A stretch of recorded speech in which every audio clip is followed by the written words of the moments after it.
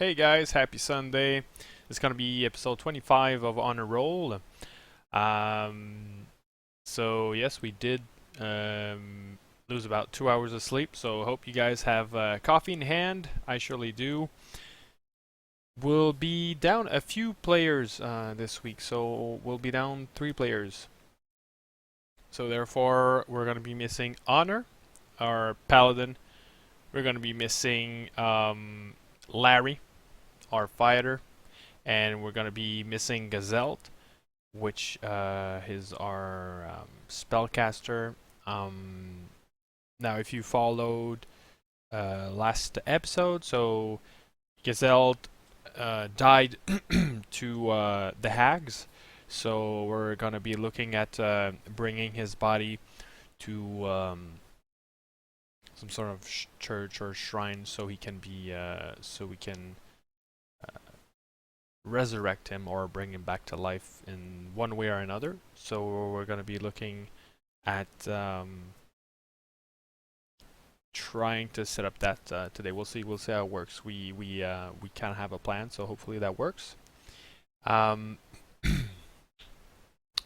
so instead of like a party of 7, we'll be down to a party of 4. Still doable. It has um, its challenges, so we'll try to be mindful of that. We'll try to be careful. We don't want to TPK, of course, so we'll play according to that. And let's join the rest of the guys.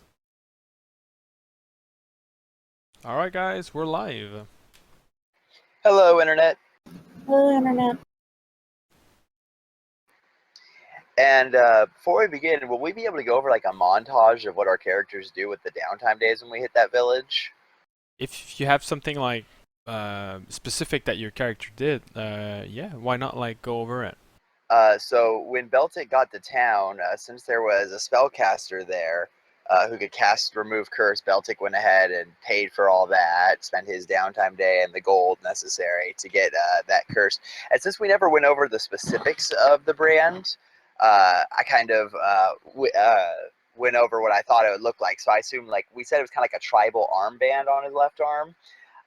But in the middle of it, kind of on the bicep, I wanted there to be like an eye that you could see. And when the spell's cast, the brand doesn't get removed, but the eye gets cloudy. So it can't. So it's like clearly not functioning any longer. And then Beltic also went ahead and spent the downtime days to go ahead and repair his fancy clothes. And since he was already doing that, he went ahead and made them appropriately sized for him instead of being one size too large. And the final thing he did was, at one point, Beltic met up with a Vistani that we've met up with before in that camp, the one who told the story. And he handed him a bundle that had the symbol of the Emerald Enclave on it. And a few days later, that same Vistani came back and handed him an envelope. And Beltic took that into his into whatever room he was at and didn't show it to anyone unless anybody's trying to specifically ask him what's going on with all that. And Beltic has been living it up. He's been paying for one lifestyle higher than his own for all his downtime days. Sounds good. You've been busy, man. Yeah, Beltic's been keeping busy for sure. He's got all these downtime days, and he's got things he wanted to do and gold to burn, so he's been doing that. So now you have a kind of like a non-functional douchebag tribal tattoo. Yeah, for now it's just kind of there. And Beltic didn't repair his main clothing, so like the left sleeve is still completely ripped off, and it shows that tattoo there. So hopefully it did work, and then the magic of that tattoo is kind of like Enso. So anyone else had like something specific? Maybe Ella? Well, I know that during the time that we spent there, Honor and Ella have been practicing their magic together. Um, uh, All right. she's been playing music in the little tavern, uh, and just helping people around the town. If I was able to get my hands on a loot, I would. I probably play some music a little bit, practice, get more into it. With all the musician that we've been encountering, Ed is feeling it. You know, he wants to get back into playing more seriously. So. So, to kind of explain what the village is like, when you guys get there, it's very much like a rural village. Lots of farmland that, as you guys are walking to the village, you see vegetation rotted and dead. Forests are filled with gnarled, thick trees, bare branches. It's a very depressing place. And a lot of the people, as you get to know them in the village, are mainly farmers, laborers, fletchers. Um, they complain about their livestock being killed in the middle of the night. Um, you also feel that the way the weather is, it's very rainy and dreary and cold. Kind of like London. Yeah, I would say more like Scotland and Ireland in terms of like just the rolling fog, and it's not as green as those places, but it's a very humble lifestyle. When you guys get near the village, there's a forest that you see, and Ed and you guys see what appears to be Jenny Greenteeth, who you've met before. So I heard me, but I think we missed the others that also see that. You and Ella. Okay. And I don't know who else was in that test game, but I think Just those two. Yeah. Okay. All right. So you guys see Jenny Greenteeth and near the Slavish woods, and she waves you over and she says, I see you've been pulled into the mist as well. Fortunately, we did. Have you been pulled here as well? Yes. I do not know these lands, but I do feel like I'm at home. Interesting. Do you know why you would have been pulled? Well, the mist rolled through the quivering forest, and then the next thing I knew, I was in this realm. Yeah, it's kind of like what happened to us as well. She looks and sees Gazalt's dead body, and she says, I can help you out with that. Could you? Yes, he might have some side effects, though. What kind of side effects? Wait a minute. Who is this? Who is this Jenny woman? Greenteeth. Are we And why are there? you talking to her? We're probably all together, right? Yeah, you guys are all together. Oh, okay. So then, would we see her? Would we recognize? Does she look like the three older women who like blasted her shit last week? Very similar, although she has a little bit of a nicer demeanor about her. Beltic is very on guard at this point. He doesn't attack only because it seems like some of us know her, but beyond that, he's ready to go. Yeah, do I know what she is? She looks like a hag. Um, I assume since her name is Jenny Greenteeth. yeah, she is a hag, but she you guys have met her before, most of the party. Yeah, she's you can stand down a little bit, guys. She's she helped us in the past, and it seems that she can help us again with Gazelle. Although she seems to mention that there's probably a prize, or And is this before we've actually gotten into the village? This is after you guys get into the village and realize that in fact there's no temple that's there anymore. Oh, okay. So then, in that case, can I actually go ahead and show her my branding and ask her if she can actually do anything about that as well, like a remove curse spell? Yes, I could do something for that. You have to do something for me though, in return. Will gold not suffice? And Beltic kind of pulls out his gold pouch. I seek more than gold. Beltic waits nervously. 90 gold, although you have to stay for 15 days. Stay in the woods? Downtime. Oh, that's more than fine. On top of the ones you already did.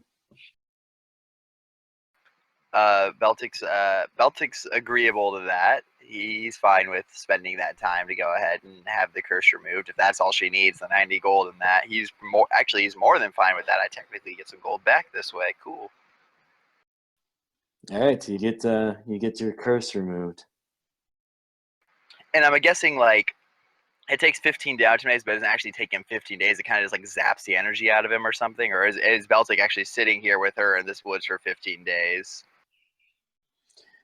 Yeah, basically, you would spend a few extra days, with her.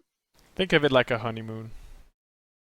Oh, this is going to be a weird setup. Beltic's all like already looking all gaunt and a few shades lighter than he should, and then they see Jenny green teeth and she looks like a hag. People gonna think we're in a relationship, man. Pretty much. Beltic's got another sugar mama. If you don't want to spend those downtime days, you can roll a d20. Don't worry, as long as she doesn't have any pie. And what would the D20 be for? Depends on what she feels. Oh, so she may be willing to work something out instead. You know what? Yeah, Beltic. Well, actually, no. If I spend the downtime days, I could spend the gold to go ahead and move up lifestyle. But for the sake of the fun of it, I think I'll go ahead and roll that D20. Yeah, go ahead. Oh yeah, gambling, I like it. Wait for it. 18. All right, so you have to promise to Jenny that you will communicate exclusively through dance. No verbalizing allowed during your next adventure. If you break this promise, you fall unconscious immediately, and any condition that she removed is reapplied with no save.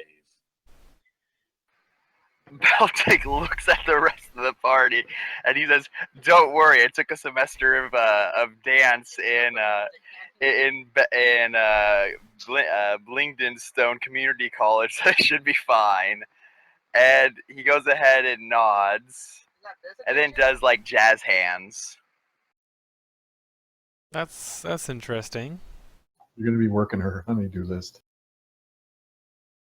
So is that this adventure then? Like if we do an adventure after meeting up with her? Yes, it would count for this adventure. How does that work with this? He just doesn't speak as Beltic, but he like says that he's doing movements that Oh yeah, I'll explain the flourishes and various moves that Beltic is doing. All the pelvic thrusts will be explained. Oh god. This turned into a musical. It's just a Into hop the to the left. woods. Ella plays music for him. That's right, it does work with the two bards. She looks over at Gazalt and says, I will need him to decide if he wants the dark powers to resurrect him. Knowing him, he'd probably be more than okay with it. All right, roll me d4, Malcary. Uh-oh. Actually, roll me d20. All right. 18. What's up with the 18? I know, right? Don't jinx it. Gotta keep it legal. Hopefully Alright. that gives him the vampire power. Nice. He his hands look very icily cold, and they become very sickly gray. And she says he needs to rest. So I would ask that the she nods to the paladin and the fighter to stay. Agreeable. We can trust Honor and Larry to watch over Gazelle. Yeah, there's something they can do this week. All right. So as they're basically watching him over and recovering, you notice that from time to time he tends to spurt out words that you're not familiar with, and she says it's part of the madness of coming back to life in this realm. All right. So as you guys are in town, Jenny tells you about a villager named Sari who is basically one of the villagers in Orensow, and that she and her betrothed, Benedict and Regold, and a guy known as the Visitor, had disappeared into the Slavish woods towards an ancient shrine. And you also hear in town that there are rumors abound with this stranger known as the Visitor, and people have acted strangely when they have seen him. And then Benedict and Sari have gone missing, and they disappeared into the woods with this visitor. And where are those woods in relation to Arkansas? Pull up the map here. So the Slavic woods are to the southeast. Yeah, we'd have to travel past Valaki. You said southeast? Yeah, so Orensow, Malkiri is you see the ping on the map? Oh, I didn't. I was looking at where our party is located. The party moved up here, sorry. Oh, okay. Yeah, all right. So the Slavic woods are to the southeast here. Okay. Do I get the same senses about these woods as the ones that I had earlier? Yeah, very much so. And do we have any more indication of where they would have disappeared? Other than the fact they went into the woods together. Okay. And did they follow like any specific trail or anything like that, or it's? Can we go to their last known location? Yeah. See if we can track from there. The villager said basically if you go south of town, you run into the woods, and that's the last time we saw them. Okay. So let's go there and see if we can pick up a trail. Beltic does a sweeping gesture to suggest that we should get moving as quickly as possible. These two people are humans? Yes. Locals? Right. And just to be clear, you want us to find these people as a favor for bringing our friend back to life? Oh, no, you don't have to do it if you don't want to. Okay. It's just these two people disappear with this strange figure, the Visitor. Yes. I think I'm more curious about this Visitor than I am with the two people, but I think we should investigate. What do you guys think? The last time we met a visitor, it didn't go well. Beltic leaps forward, nodding his head, and lands on just his tiptoes on one foot.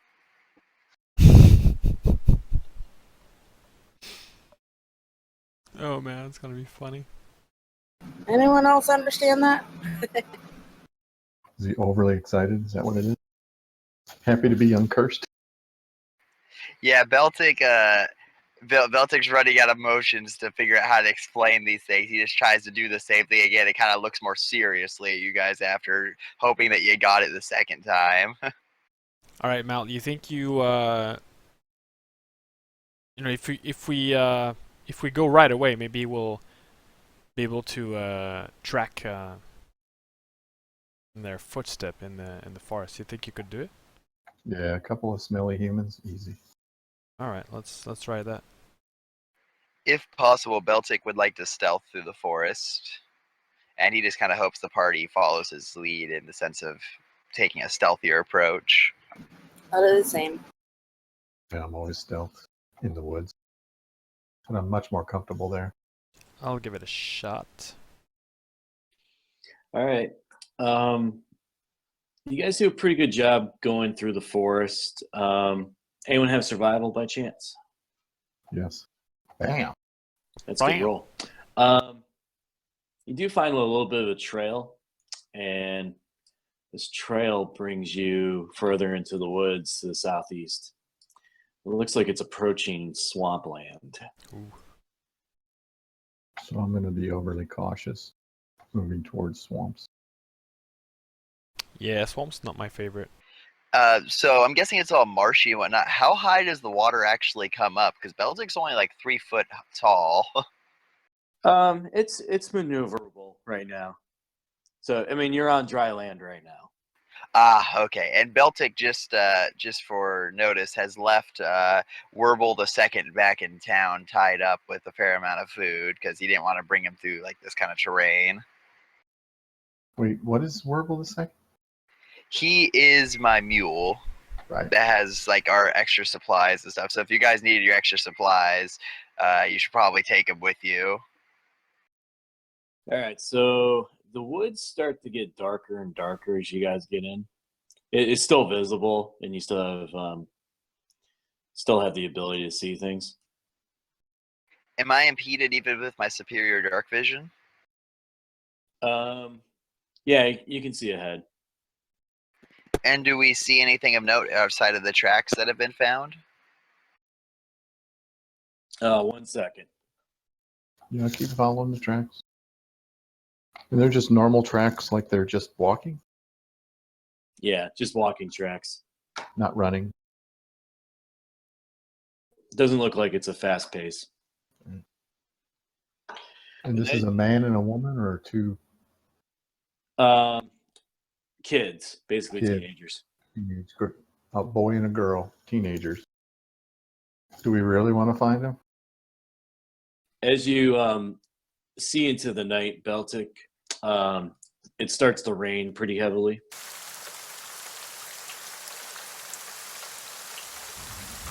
And you hear lightning flash.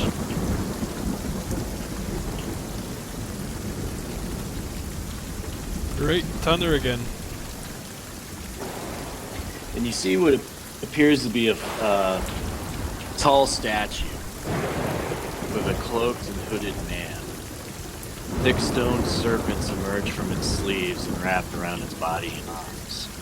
The hood shrouds faces figure in darkness. Do you guys go further up? Are the serpents actually a part of the statue, or are there actual serpents that are wrapped around the statue's arms? They're stone serpents, so they're around the arms. Part of the carving. Okay. Do you guys go further ahead? Do any of us recognize it in any way?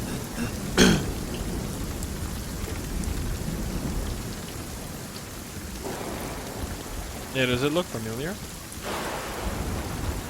Not to you guys. So now that we see this, I'm going to use my primeval awareness. This is bothering me, so I want to know what's around me. Alright, can you describe it to me, the primeval awareness?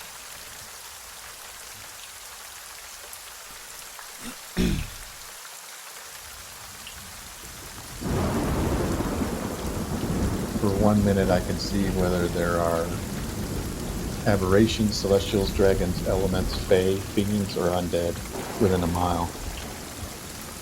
Nice.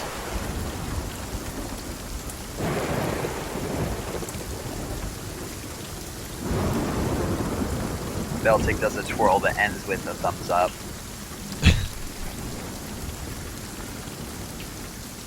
For some reason, this session is so quiet. Why is that? You don't see.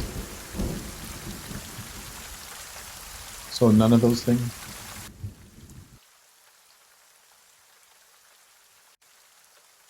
Hopefully.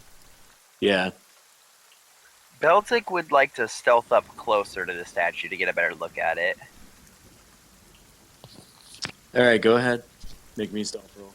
I'm going to approach, but I'm going to keep a distance as well. I'm gonna use the spell slot. And that's as much as I can move in one turn. I don't know if you want me to stay in turn order or if you want me just to move all the way up. Right there's fine. You see a second flash of lightning, and you see a dark, bloody handprint on front of the statue's robes. At the base of the statue, in the bottom of the smeared stain, lie the body of a young man, dressed in homespun, face down in a pool of black mud.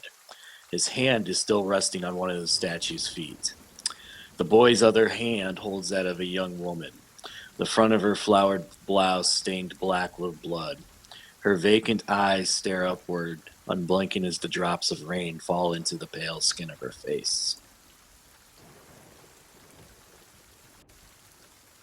I think we're too late. Beltic would like to go ahead and do a maneuver as though he's feigning death and then point over to the bodies. Yeah, can we perceive anything else around? Now that we see bodies. Make me a perception check. I'll do it. As we move closer. Looking for Yeah, I'm gonna move closer any and try manner to of... ID the bodies. As you get to there, coming out of the... Are we Coming- stealthing to move forward? Yeah, I think me and Beltic approached a little bit stealthily. Oh shit. Yeah, Beltic was doing his best to be stealthy. Coming out of the woods to the southwest, you hear tree branches snapping, and you see two creatures step out of the woods. We're enemies, one of them growls. A third crash of lightning reveals them to be trolls, with heavily scarred faces and strange marks burnt into the center of the chest. The speaking troll's horrible mouth breaks into a malevolent grin, revealing a set of golden teeth. Those teeth Beltic. will look good on a necklace around my neck. Beltic gets into a fighting stance and does a pirouette just for good measure. Alright, Are let's we be rolling careful. initiative? Yeah, they draw their weapons as they advance towards you guys, so go ahead and roll initiative. So those are the only two we saw, or we could see now? Yeah, that's correct. Alright, let's be careful, guys. We're not, we're missing a few of our usual friends. Let's keep that in mind. If I'm going first, I want to ask the troll if they're the one that killed the two kids. And then what I'm gonna do is I'm gonna hold my, or actually I'm gonna ready my action, and I'm gonna ready a crossbow bolt whenever Beltic gets in melee range of one of those two. And then I'm going to end my turn there.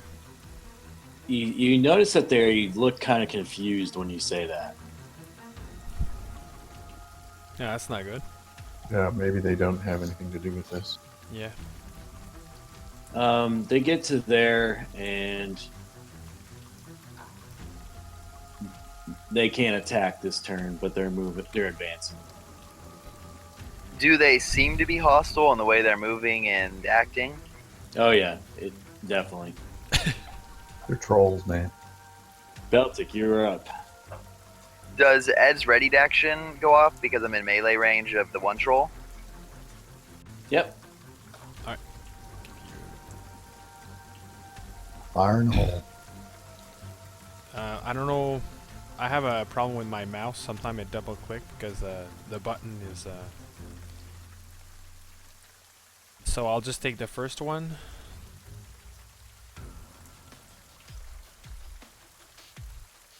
And I guess we'll take the first damage.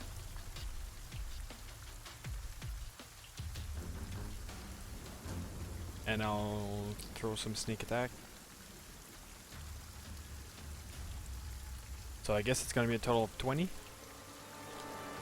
on that one.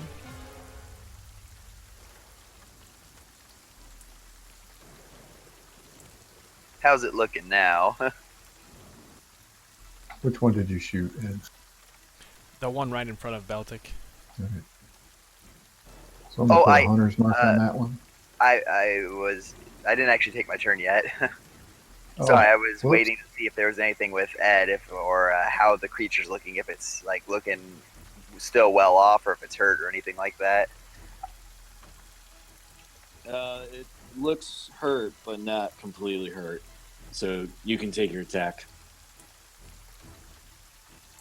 Okay. Let me see here. Just need to see this one ruling. Okay, so I'll go ahead and make my first attack against it. All right. Will a 10 Miss. hit? That And will then miss. my second attack. You're gonna hurt. 18 will hit. Okay, and I will spend a point of Kai to make it a stunning strike. So the target must succeed at a Constitution saving throw of, let me see, 8, 9, 10, 11. I think it's 13.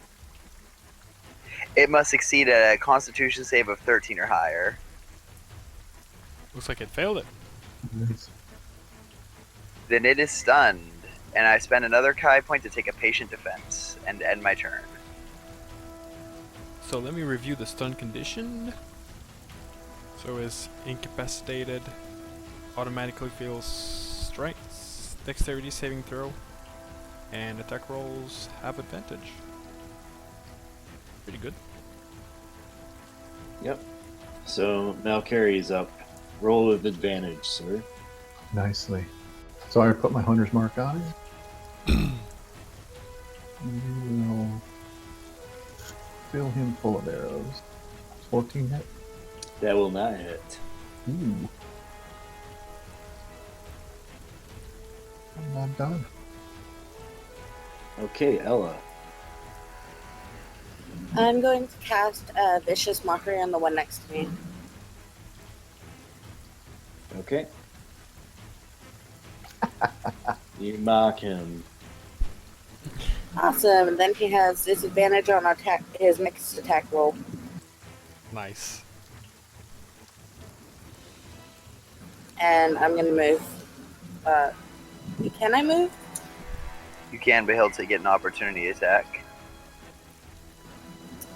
I will stay where I am. Ed. Alright, I'm going to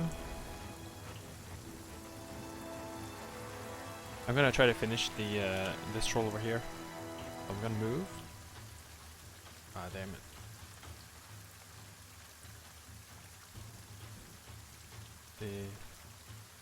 Okay, I'm gonna move here. And then fire my light crossbow again. Okay. I'll hit. Sneak attack, so that's gonna be a total of 12. And then I'm going to inspire Ella. So Ella, you have inspiration. Thank you. Oh, you took some bard. Nice. Yeah, yeah, yeah. Alright, the troll on Ella goes. And Beltic's troll is is basically unstunned at the end of his turn. Yep.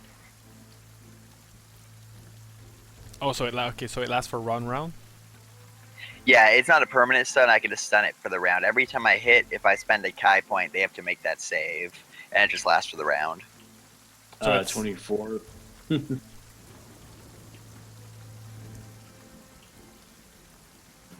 That'll hit. Okay, so you take 5. Ooh, trolls bite? I didn't know that.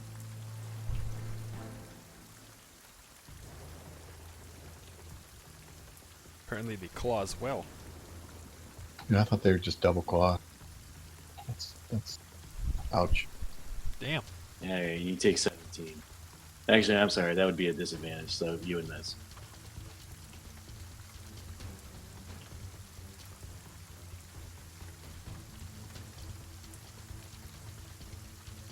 Beltic. Beltic will go ahead and have his first unarmed strike.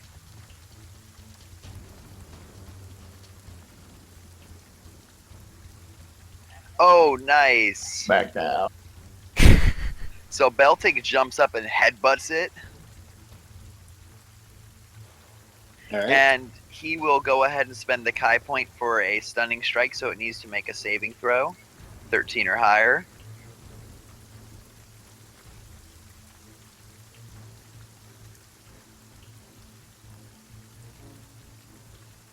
Oh. Okay, it's still stunned. Nice control. Wait. Yeah. Can I use Hellish Rebuke on the one that just hit me? Yes, you can. Do it. I'll let her roll that, and then I'll go ahead and finish up the rest of my actions. Fire is good.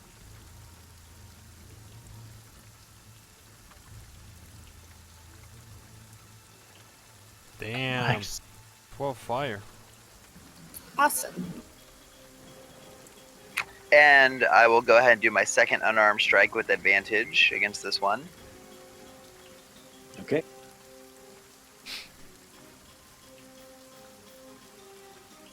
That will miss. Okay, and then I will go ahead and use my martial arts to do a third unarmed strike as a bonus action.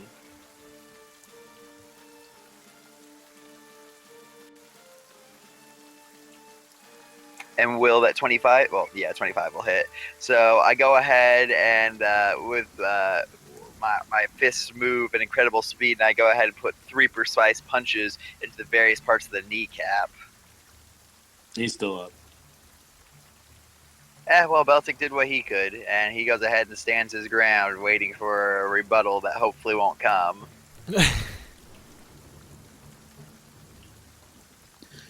All right. Malcari's up. Alright, I'll leave my hunter's mark there on that stunned individual. And 19 hits. Yep. So that's 11 plus 3, 14. Still up.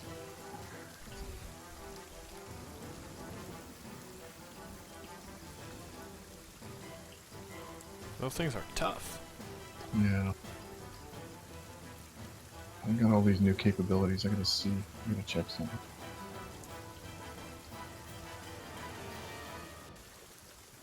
And then as a bonus action, I'm gonna cast Sanctuary on Ella. Ooh. Okay.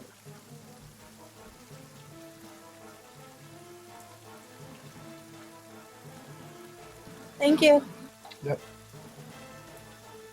Now Finally got some bonus actions. be careful, Ella. Read the fine prints carefully.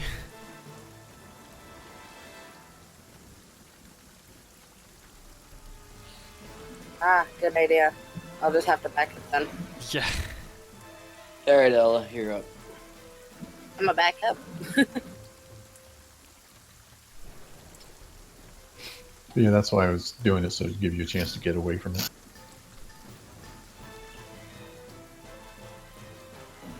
Okay, and I'm gonna end my turn there.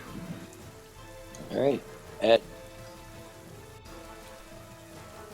So another bolt in the same troll, the one in front of Baltic. Hopefully this put it to rest. We'll take the first one. I'm sorry for my double clicks. It's alright. Damn. That will be enough to kill it. Oh, sweet.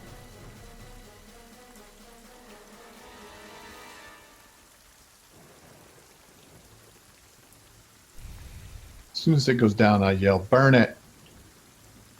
Why? It's a troll. Burn it. Do we have any fire? I've got fire. Alright. And I'm gonna end my turn right there. Wait, never mind. Don't have fire.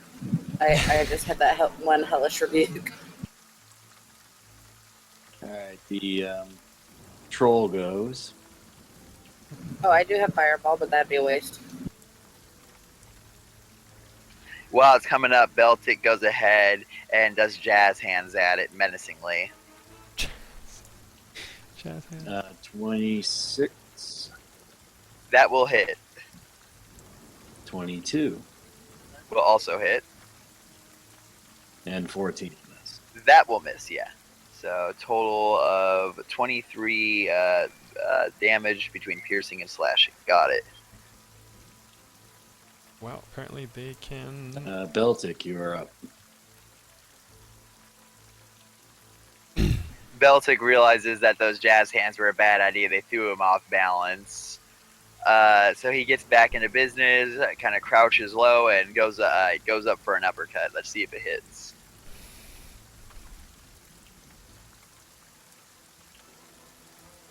Nice. Yeah, it hits.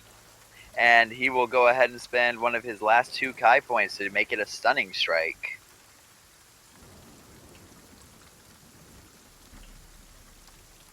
Great. Okay, it fails, so it's stunned. Beltic will take his second unarmed strike. So he goes ahead and clonks it like right in the chin for the first one. It's kind of spinning around, seeing stars. And while Beltic's coming down, he's going to kick into its chest.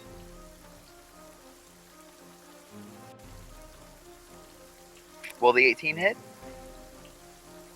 It will. Okay, so Beltic lands that kick to the chest, and then he'll go ahead and use his martial arts to get a third strike. So right before he hits the ground, he's going to headbutt the kneecap.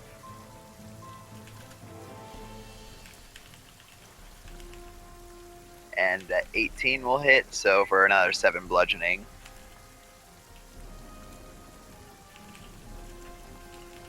And Beltic will take a quick move since it can't take those reactions anyways. To there, and then No end kidding. his turn. Alright, Valkyrie, you're up. Alright, I moved my hunter's mark to that last troll. 14 does not hit, correct? That is correct. I'm done. Ella, I'm going to use Vicious Mockery on that one. Hold on, let me see if it's within range. why don't you use Eldritch Blast and kill it? Okay. Alright, it's done.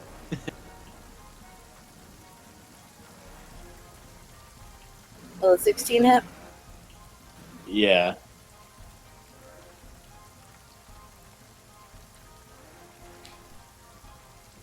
So the thing with Eldritch Blast is that you would get to roll it twice, right? One for each. Yeah, for 5th level, it's character level, so you can roll twice. So keep that in mind, Oh, Ella. no. Like Yeah. every time. Well, no, it's good because you get like. You would Well, no, get. it means that most of my spells have gone, or all of my spells have gone up, and I didn't even realize it. Well, that doesn't do it for all of them. No, Well, only the cantrips. Most of them. Only Yeah, the cantrips. exactly. Yeah. So your vicious mockery will be 2d4 now. The thing is, the only thing with Eldritch Blast is each 1d10 has to be its separate attack. While, for example, like vicious mockery, you roll it once and then you apply the damage or not. So that's the only particular thing about Eldritch Blast. Yeah, it's kinda a like second magic. blast. Yeah.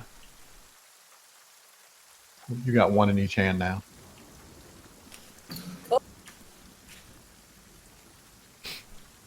Oh, okay, good. When I did the vicious mockery, it did count it as 2d4. Okay.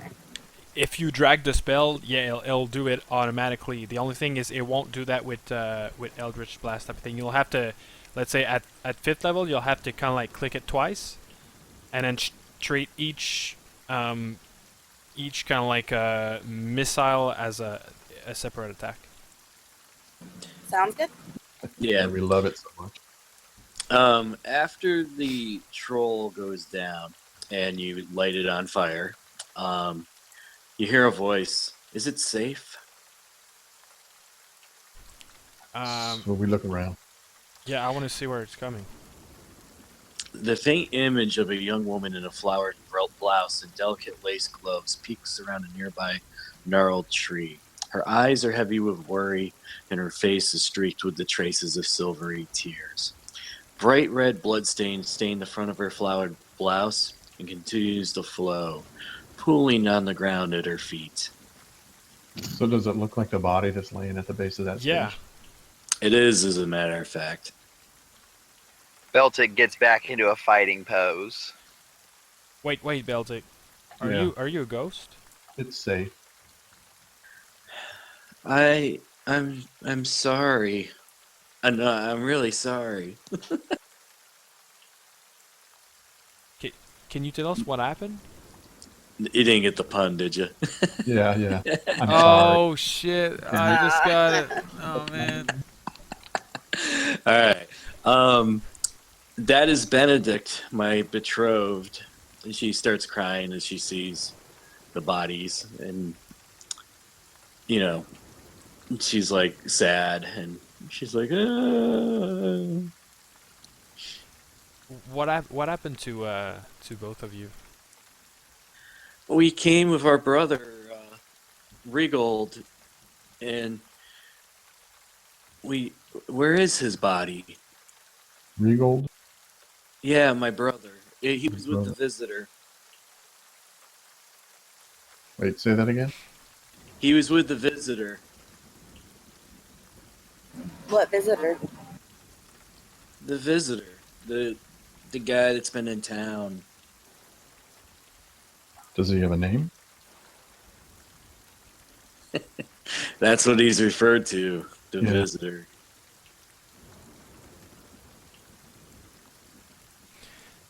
We were supposed to come here to be married, and I felt a stabbing pain, and then everything faded into darkness. And you were with your brother and Benedict? Yeah, and then this guy, I can't remember him because of he was the visitor. Every time I try to think of him, he fades away. And was he the one that lured you here? Yes. He told you to come here? No, we were coming here to get married, and we figured he would, be the one to initiate the marriage. So he's a clergy. I think. Make me a insight check. Yeah. Can I do one as well? Yeah. Just one will probably do it, but While they're doing that, Beltic wants to go 23's investigate better. Sari's body to see what because she referred to as stabbing pain. He wants to see if he can see like whatever wound that stabbing pain came from. Yeah. That's as you go over to do that, you notice that she is wearing gloves as a ghost, and the body does not have gloves.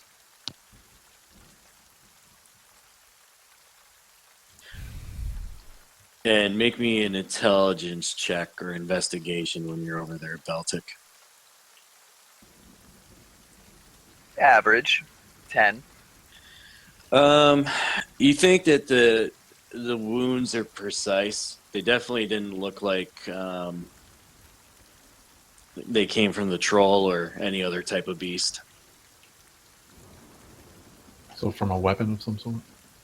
Beltic kind of waves the party over and tries to go ahead and doing various jumps over the body, points to the wounds, and tries to make it clear that these are like precise. They're not just random stabbings. That this couldn't have been the trolls. He like points to the trolls, and like he does a spin around and shakes his head no after. Yeah, so we'll try to determine what type of weapon, whether it's claws or a hard weapon or piercing or whatever. Make me an intelligence check or investigation if you have it.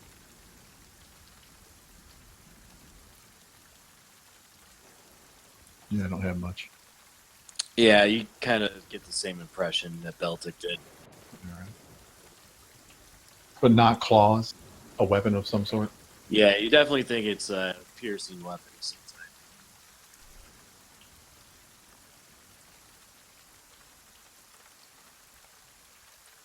So not an accident, not wild animal. Someone did this to them.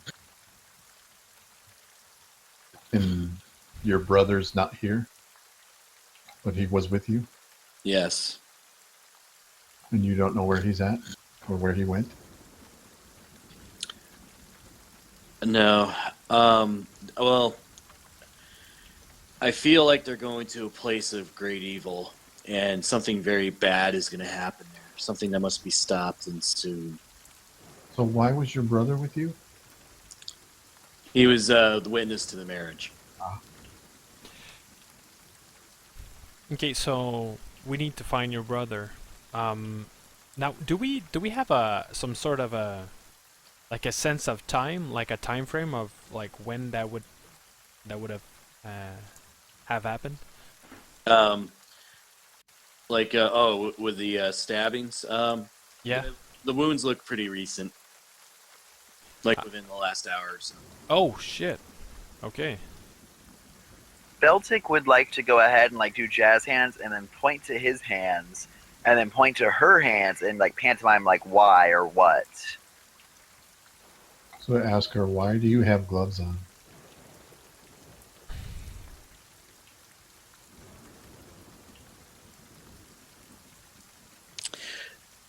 Do These those are mean these, something to you? these are a gift from my mom who died years ago.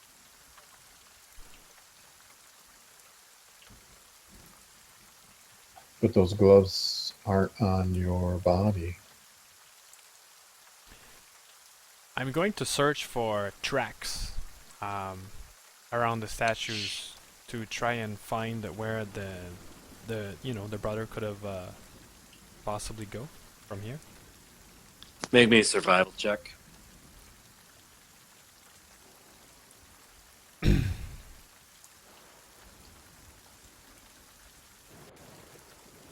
And I'll ask her, did someone take your gloves from you?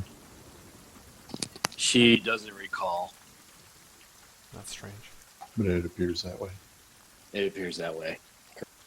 Hey Mal, I'm trying to find tracks for the brother. I can't find any. Yeah, let me see. Yeah, make me survival. You see two sets heading to the southeast. One of them belongs to a man. You think he wore an expensive pair of boots, and he dresses pretty well because of the care he took to step in less muddy patches. Before we leave, Beltic wants to quickly. You said there was a bloody handprint on the statue, correct? Yes. Beltic wants to look at the hands of the two bodies and see if either of them are covered in blood.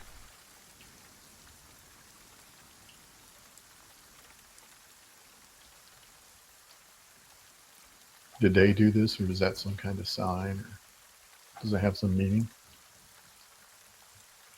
You feel like it doesn't fit either one. Then Beltic will kind of like try and wave the party over to that and then point to that hand and point to the people's hands and shake his head like no, and then do a pirouette.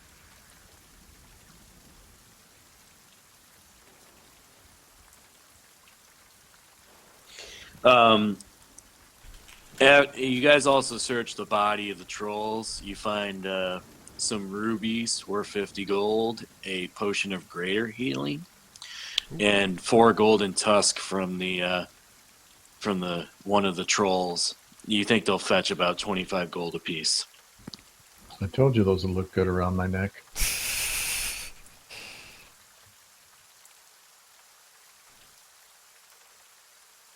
Beltic kind of sits down a bit. He after getting the cure wounds and kind of like looks at the rest of the party questioningly, like as though we're gonna set up camp for an hour or so, or if we're just gonna keep moving.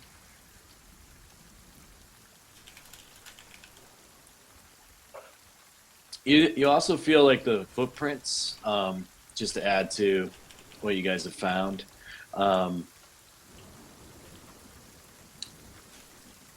You definitely see like bloody footprints that match Sari's heading southeast.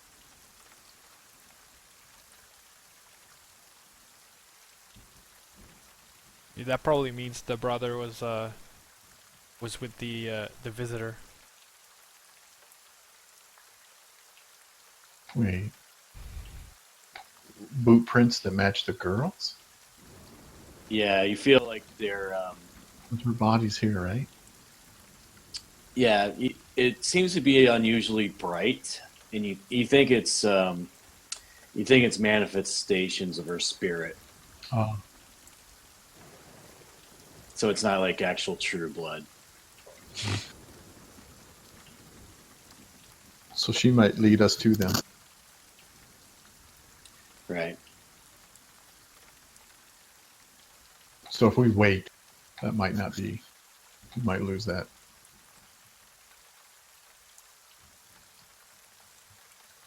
If the party makes it clear that we're going to be moving, Beltic goes ahead and stands up and dusts himself off. He looks a bit weary, not just damage-wise, but like some part of him isn't fully there, but he gets ready to go. All right. So you guys travel through the swamp, and about a few hours in, you find twisted trees jutting from the front of the scummy green surface of the bog ahead. And you see small tolls of fungi covered rock and mud break through the surface.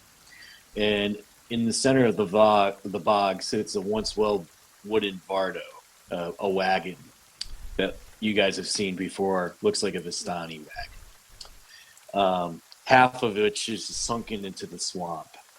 One corner has been pulled deep into the swamp, leaving the rest at a twisted angle. You there, help me! A frantic voice calls out. My Vardo's stuck in the bog. I'm trapped. Who are you? My name is Smologog.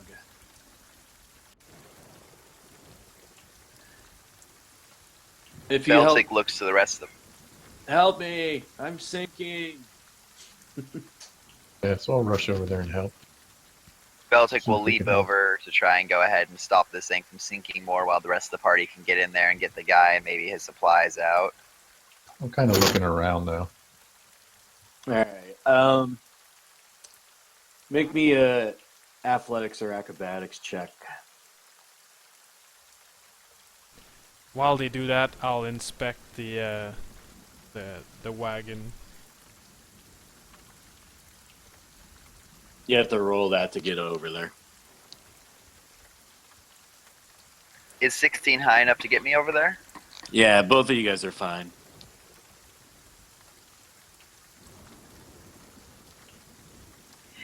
So the animal that's pulling this wagon, is it getting pulled in? Is it sinking as well, or is it just the wagon itself that's sinking?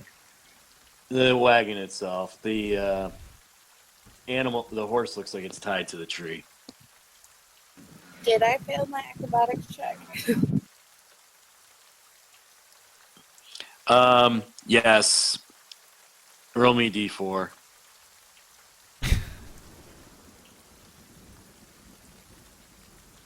Did you fall in the mud? Likely. I got a 3. All right, you stumble and land in a patch of strange green and yellow mushrooms. Make me a Constitution saving throw. Shrooms. All right. I failed. You lose 2 hit dice. Hit dice? Yeah, from your, like when you use your hit dice to heal. Ouch. Well then.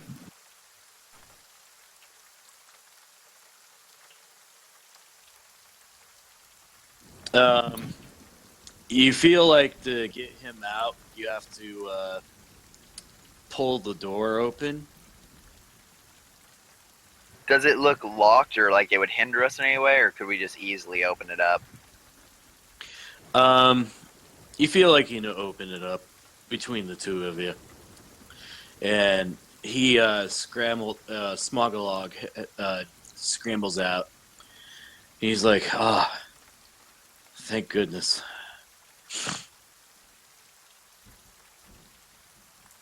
Thank you for saving me. So who are you? Yeah, it's a pleasure. Smogalog. I am a Vistani from the tribe of the Bogaroff tribe. Okay, like, what is your business here alone? Well, while I was sleeping, I sunk into the bog, and 2 men were traveling about a day ago, and one was large and dressed in the clothes of a commoner, although he had 2 fine swords on his belt. The other looked like a noble, immaculately dressed, with a frilled frock, royal red doublet, gold buttons, and a pair of high leather boots. Can Beltic do an insight check on this guy just to make sure he seems like he's on the up and up? Yeah, go ahead. He also tells you that he invited him to share a fire and story, but the richly dressed man barked an order and basically said on their way.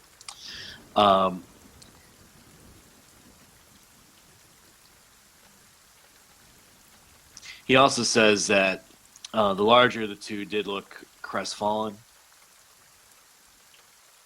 and he said that they were heading into the swamp, but he feels like he's heard rumors of great power in the swamp, but he says it sounds silly.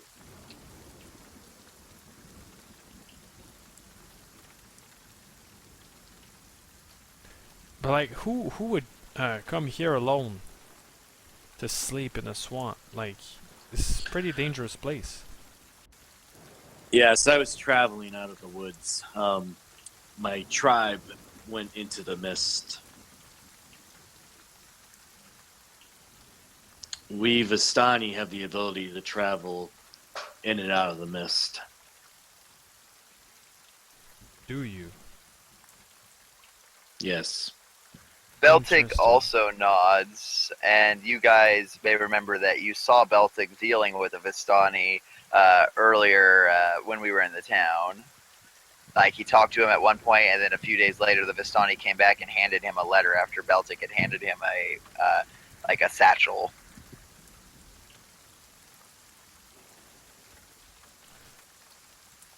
All right.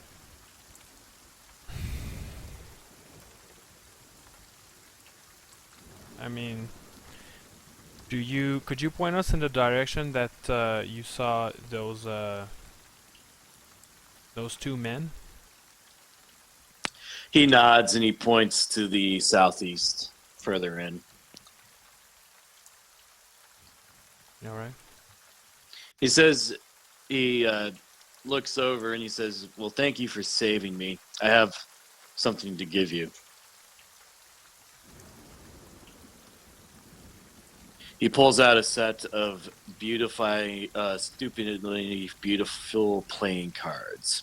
The cards are made out of lacquered wood and inlaid with gold, silver, and platinum, with a carrying case.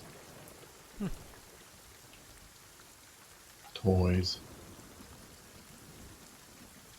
If no one reaches for it, Beltic will go ahead and reach for them. I'm interested. If Ed moves first, Beltic won't do anything about it, but if no one goes for it, Beltic will go ahead and grab them. Those are some very, very fine playing cards. Thank you. Well, you saved my life. I do appreciate it. All right. Now I can repair my Vardo and get going. You think you'll be fine? Because we need to get going. I'll be okay. I will ask that if you seek a favor down the road, I would be willing to help. You just have to seek me out. Noted. And appreciated. You be careful. And where would we find you? I tend to hang out along the lines of the woods, not only from here, but in the west as well. Wouldn't move that, you guys continue further into the swamp.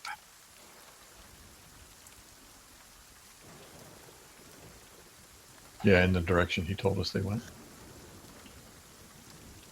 You see what appears to be a tar pit, and you see like a dragon skull, but you guys search around for a bit and you don't seem to find anything.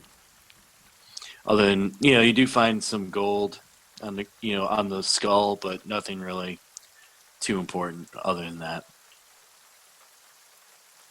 So do those girls' bloody footprints, is that still happening?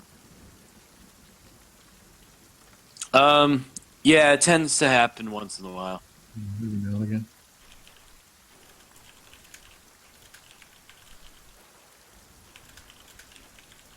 And eventually you see the moon come out in the sky, and the light seems to bring no peace to the land below.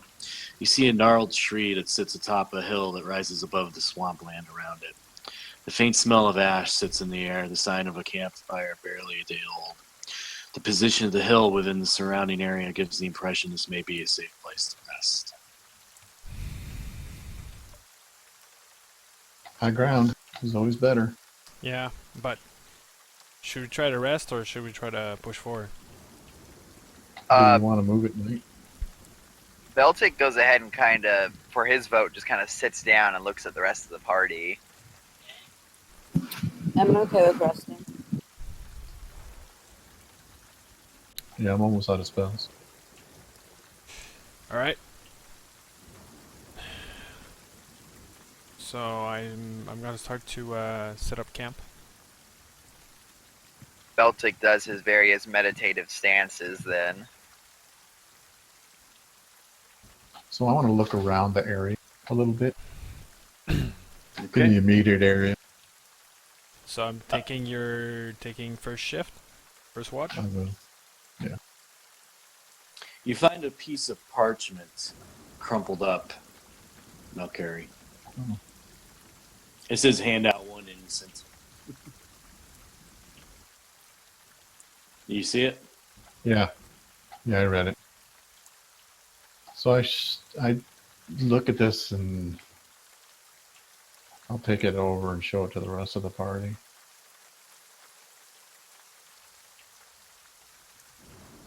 So it looks like a little bit of fratricide.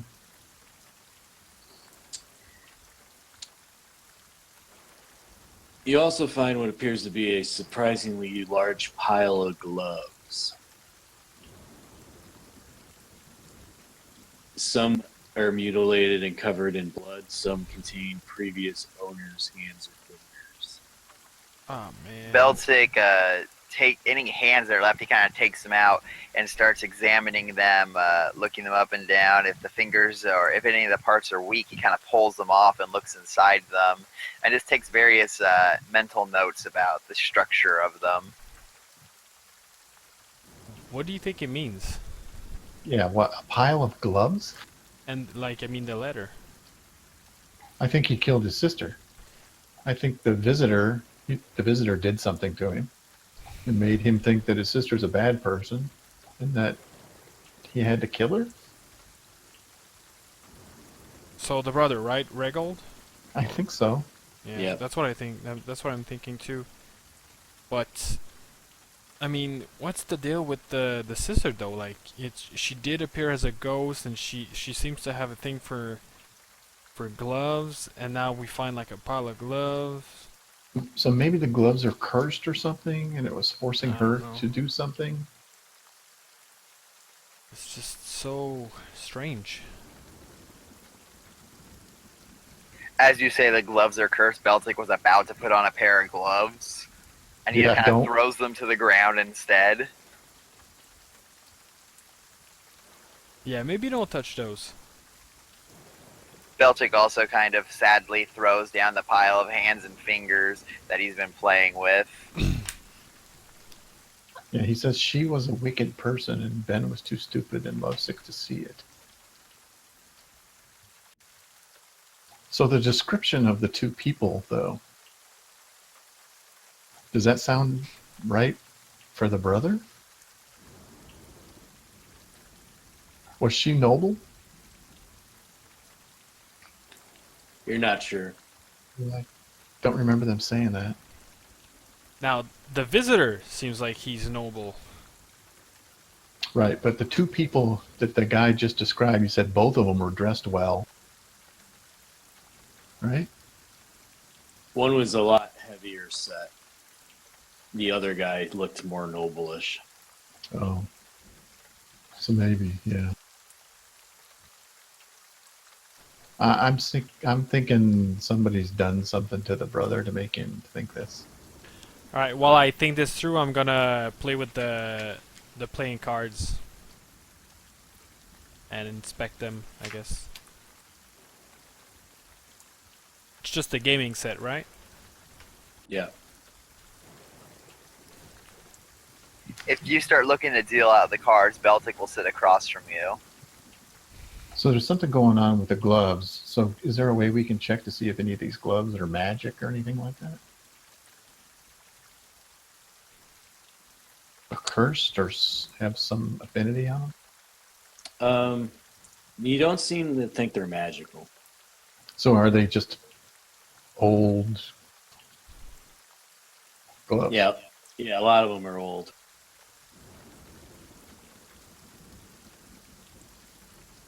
Okay, so that means someone carried or transported all of these gloves here. Yeah, for what reason? Yeah, why would someone carry that much gloves? That's the thing that doesn't make any sense to me. Because they're crazy. Yeah. That's what I'm thinking. I'm thinking Pretty this much. guy did something to the brother, and the brother's all crazy and thinks his sister, because she was wearing gloves, is crazy. And oh, jeez, This is all crazy. something's going on there. Yeah.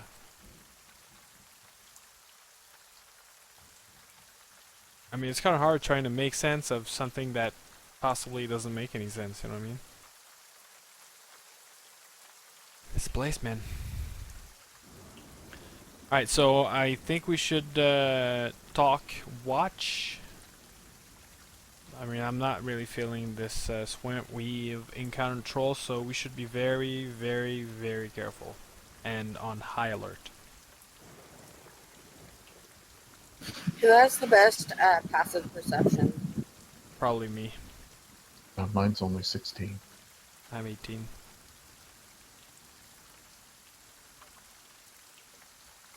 So got a long night for you. Well, I need to rest too. We need to rotate. Beltic puts up 3 fingers. You're gonna take turn.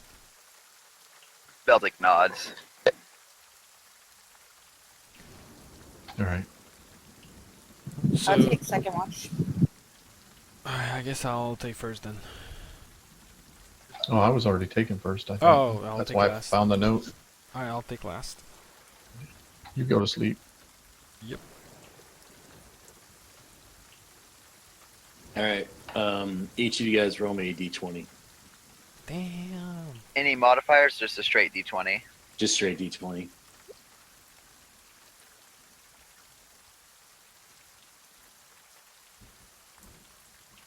It's a day for 18s. Oh, Uh-oh. I'll shut There up. we go. I'll shut up. I don't think I like crits in those circumstances. Yeah, that's a waste of crit, damn it. Who knows? Maybe Beltic finds, a way out of Barovia now. Yeah. He's like, oh, Or hey, maybe guys, it's better look. than we think. You guys wake up and you hear off in the distance, you see off in the distance, you see what appears to be flicker of torches further downhill, about a half mile or so. We wake up when? In the morning?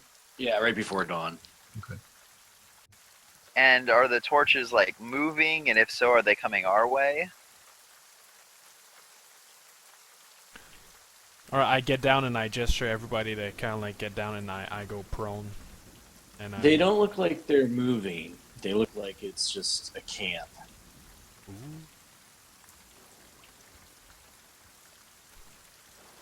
And how far out is it from us? About a half mile. Maybe it was Donnie. Beltic kind of is hiding behind a tree and moving from tree to tree slowly, making sure the party kind of gets the idea he's laying down. Should we approach? What do you guys want to do? Slowly and carefully. Okay, I'll stealth to them. Is it in the direction that we were going? It is. Okay. So you wake up the next morning, and what was the lowest roll in terms of stealth? Fine. Okay. You Ooh. you managed to not disturb anything, but basically you guys see what appears to be a series of circular stone wells surrounded by a deep trench filled with rubble. 4 smaller stone wells, oriented north, east, west, and south, surround a larger funnel-shaped well that leads below the surface of the ground. Thick vines and yellow-green moss cover some of the smaller wells, while others lay open, exposed to the skies above. A short set of stone steps lead up the outer rim of the large well in the center. And surrounding the eastern pit, you see what appears to be flicker of torches around 3 large tents. Of these tents, one looks quite majestic, decorated in gold on violet cloth, while the other 2 appear to be rough canvas. You see what appears to be 3 orc sentries patrolling 100 feet from the tents. Your passive perception also reveals you see 3 creatures, half human and half serpent.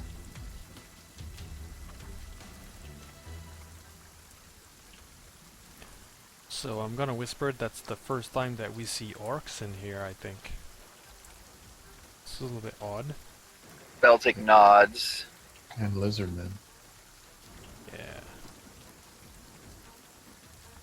Make me a Malcari, make me a knowledge nature.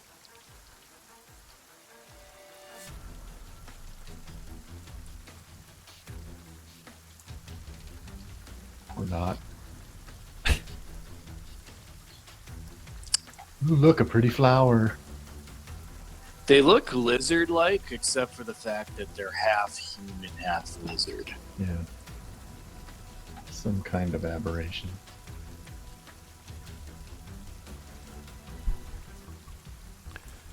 Now you said there's a sentry about 100 feet off of the camp, and there's 3 orcs. You said. 3 orc sentries. So a lot of orcs. Okay, so it's 3 multiplied by. Okay. Yeah. The amount you see on the map. Right. So you think this is related, or this is like? Because they've been speaking of evil and something's happening in the swamp. It could have been. Have you? Did anybody speak Orcish out of curiosity? Oh, Nope. Nobody has comprehend languages or I anything. think Ella does. Not anymore. No. Yeah, no, closest I got is Goblin.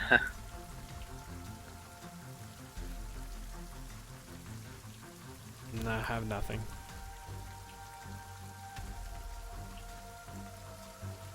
Although, I mean, this might be a bit of a stretch, but I have the observant feat, which it says if you can see a creature's mouth while it is speaking a language you understand, you can interpret what it's saying by reading its lips, and you have +5 bonus to passive wisdom, perception, and passive intelligence. So maybe I cannot understand the language, but maybe I can get some of the body language. Okay, I can give that to you. It seems like they're complaining a lot, like they hate their jobs. All right, I relay that to the others. It seems that there's some complainings and maybe some carols between them. That's all I can get. I'm sorry. Beltic has a little bit of misgivings about going and killing middle management, but you know, he'll do it if that's what we're gonna do. There's a lot of them though. I don't think 4 versus 15 is not okay. Yeah. You see the bloody footprints that you think are Sari's heading into the well in the middle. Oh god, Maybe we can make a distraction. man. Did I hear you mention you can now cast Fireball, or? Yeah.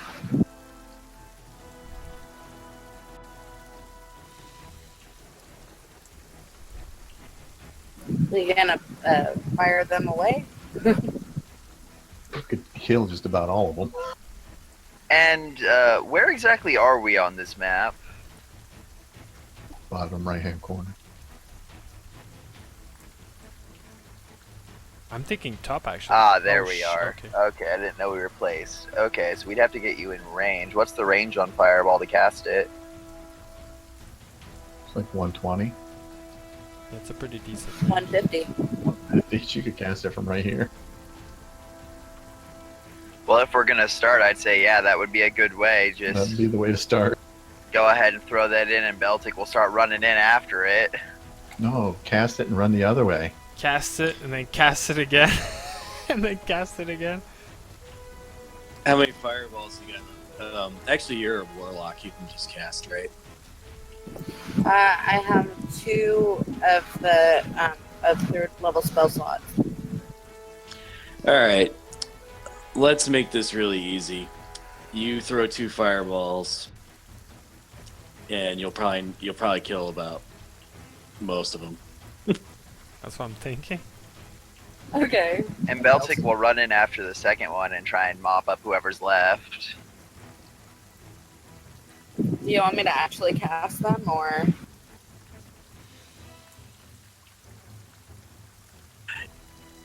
Amuse me. Yeah. Like when you play tabletop, this is the part where like you just throw a ridiculous amount of dice. You're like, Yeah. just for fun. 25. Nice. There's a And lot of ones. what about the second one? Okay.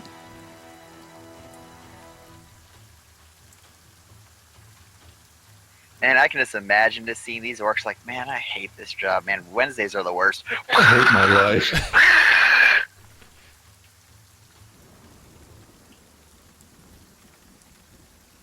That too was rather accurate. They really were just like, man, this sucks, but at least I got the weekend off.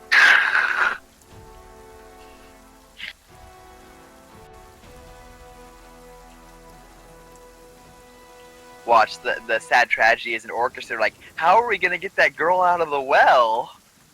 She accidentally fell in, and we're just trying to go ahead and help her out, and then we blow them all up. I didn't hear none of that. I was saying, like, the sad tragedy is that, like, they were actually trying to go ahead and get the bodies out of the well to bring them back to town. No, what I meant was They're I'm actually just ignoring the what you're gurus with the saying. guys. Oh, no, yeah, Beltic isn't actually saying that just because he has to dance everything through. All right, so you drop 2 fireballs, and all the orcs die, rather horribly. Fantastic. The serpent creatures are definitely wounded, and they see what they're searching around for you guys. Beltic will go charging at him at this point then. All right, so since you kind of got the jump on them with 2 rounds, I would assume Malcuri could probably dispatch one of them with arrows. Sure. Okay, and then actually,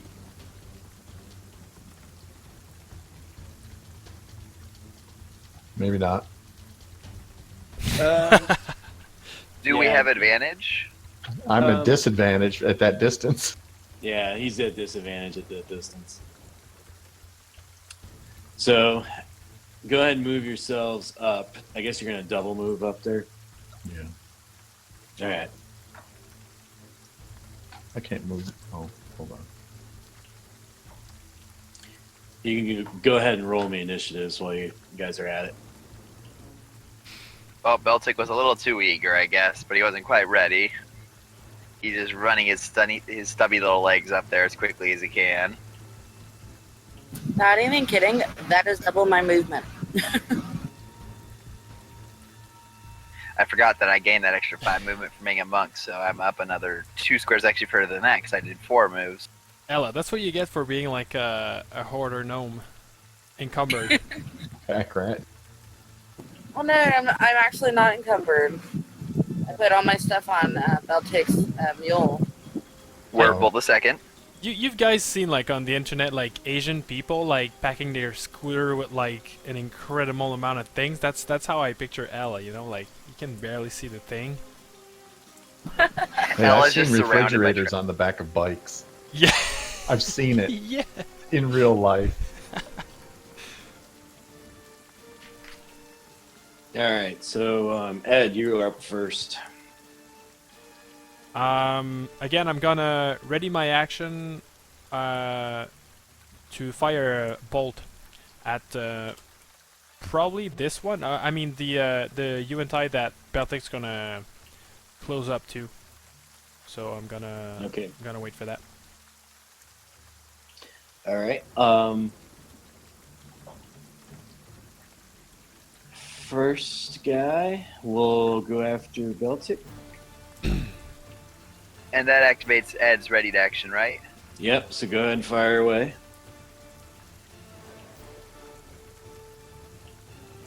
That hits. For 19. And then that would be the first one that closed, so I think you moved that one first, so but it doesn't really matter. Yep.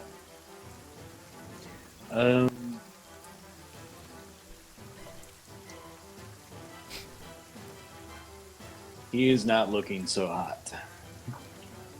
Or a little too hot based on how much fire is still clinging to him.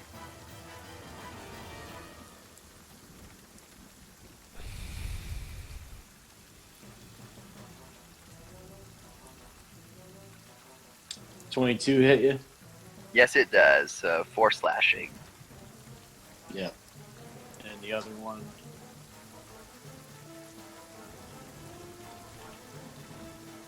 For 5. And Try to do some. does it have advantage on me? Even if it didn't, it would still hit you.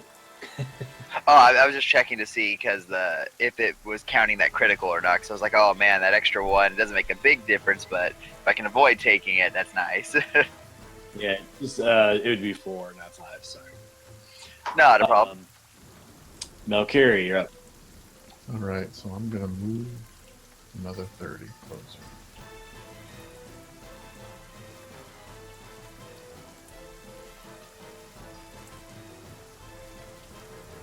$35 anyway, and then I'll fire again. All right. Or I'm gonna drop Hunter's Mark and then fire. Ooh, that's awful. Double 7. And I'm done. All right. Beltic. Okay, Beltic will attack the one that was hit by a bolt, so this one. Without slow. That will hit. And Beltic will go ahead and turn that into a stunning strike, so I'll spend 1 kind. That guy needs to get that 13 save. Don't bother, because he only had 5 hit points. Oh, okay, so Beltic goes ahead and hits him firm in, I guess, the chest area, if Beltic can make that out on a snake person. And when that one drops, he turns his attention to the next one and goes ahead and makes an attack towards him. Okay.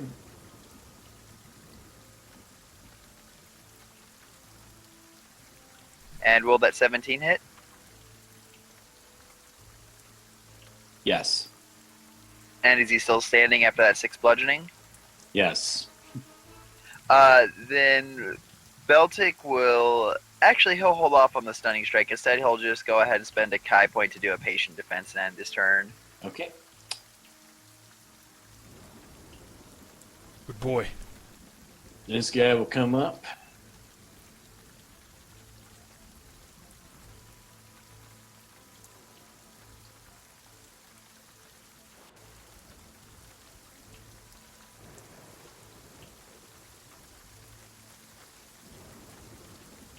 That will miss.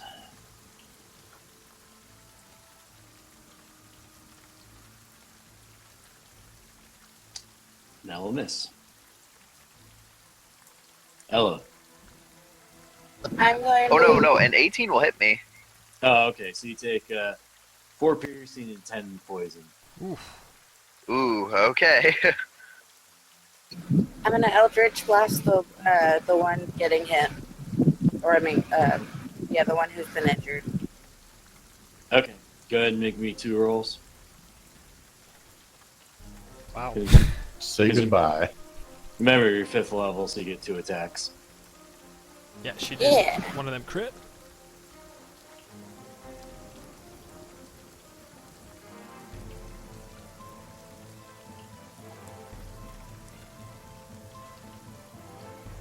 What was the other roll? It was a 10. Alright, that one miss.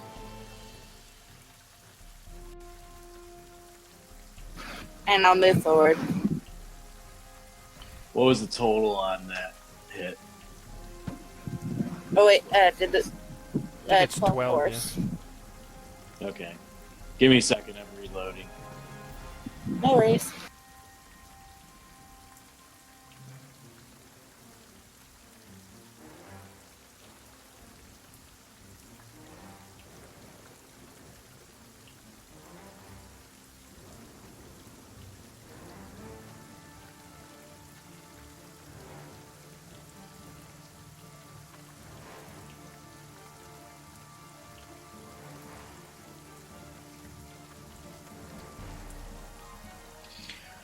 Alright, that one's basically almost dead. Ed, you were up.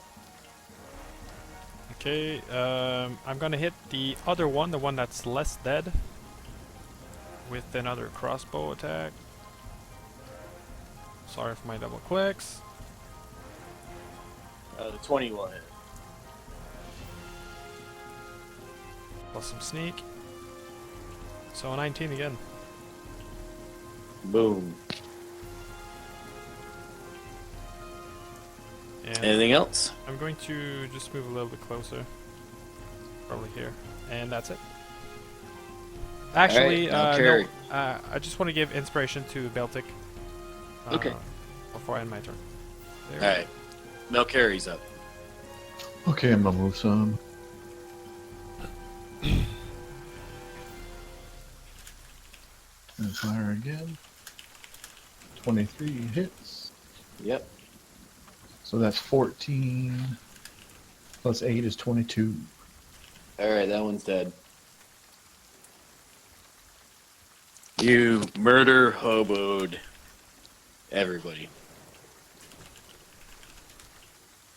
Pretty That's much. what they get for living. I love the smell of fireball in the morning. It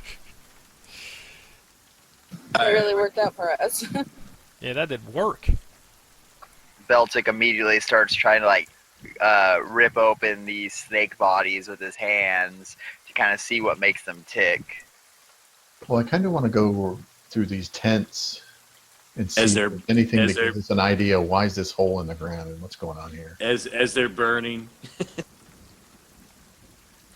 Yeah, Beltic's pretty quick. He's just like digging through. Yeah, we kind of Whatever's left.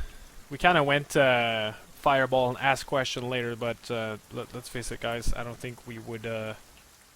If these And guys, they didn't speak our language anyways. yeah. Damn foreigners, that'll teach them not to speak our language. So I'd That's horrible. The best part is we're the foreigners. Boo. This is their land. This is a retelling of the American story. Boo. All right. So, anyways, you do find what appears to be a trash pit. That you just see tons of skeletons in there. Lots of humans, lots of different races. There's a chest in the larger tent. I'm gonna check it for trap. Okay, so pass. Make me a. Yeah, you do. It is trapped, so you need a dex check. Wait, I have mage hand. Okay, so if I want to disarm it, I need to do what is it? Sleight of hand? Tools kit. Yeah, basically doing a thieves' tools with dex. I think I have that. Like that. All right, you easily do it. Awesome. So I think I disarmed it, guys. There was a trap, so let's open it. Let's find out. All right. Inside, you find a golden flagon with serpentine handles, worth 230 gold. A steel helm worth 60, and a golden plate with a strange map worth 200. Ooh. You also find a spell scroll of flame strike.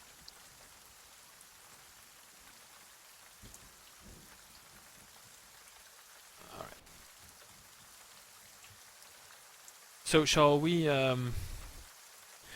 I kind of hand that to Ella automatically as I pull it out of that chest.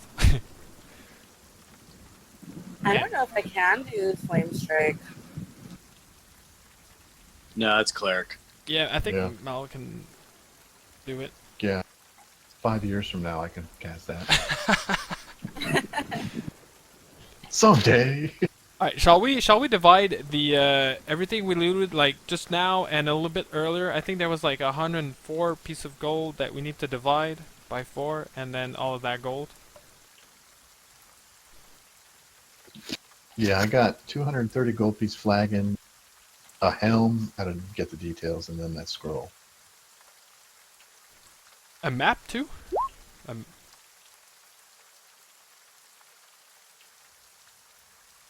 So There is a map. It is it looks like it's the location of where you guys are. great. You do find an occasional bloody footprint, and you around the central well, and it looks like you see that the central well leads down 3 steps into what it looks to be a weather-washed mosaic of war and slavery between humans and serpents, carved along the wall's curved interior. No grisly details of dismemberment, disembowelment, or decapitation has been left to the imagination. Serpentine skulls, fangs bared, have been pressed into the carved divots that surround the top of the wall. As you reach the top step, you see the central well. It looks like it's 40 feet in diameter, leads down into darkness. A narrow ramp winds down from the west, reaching deeper into the well.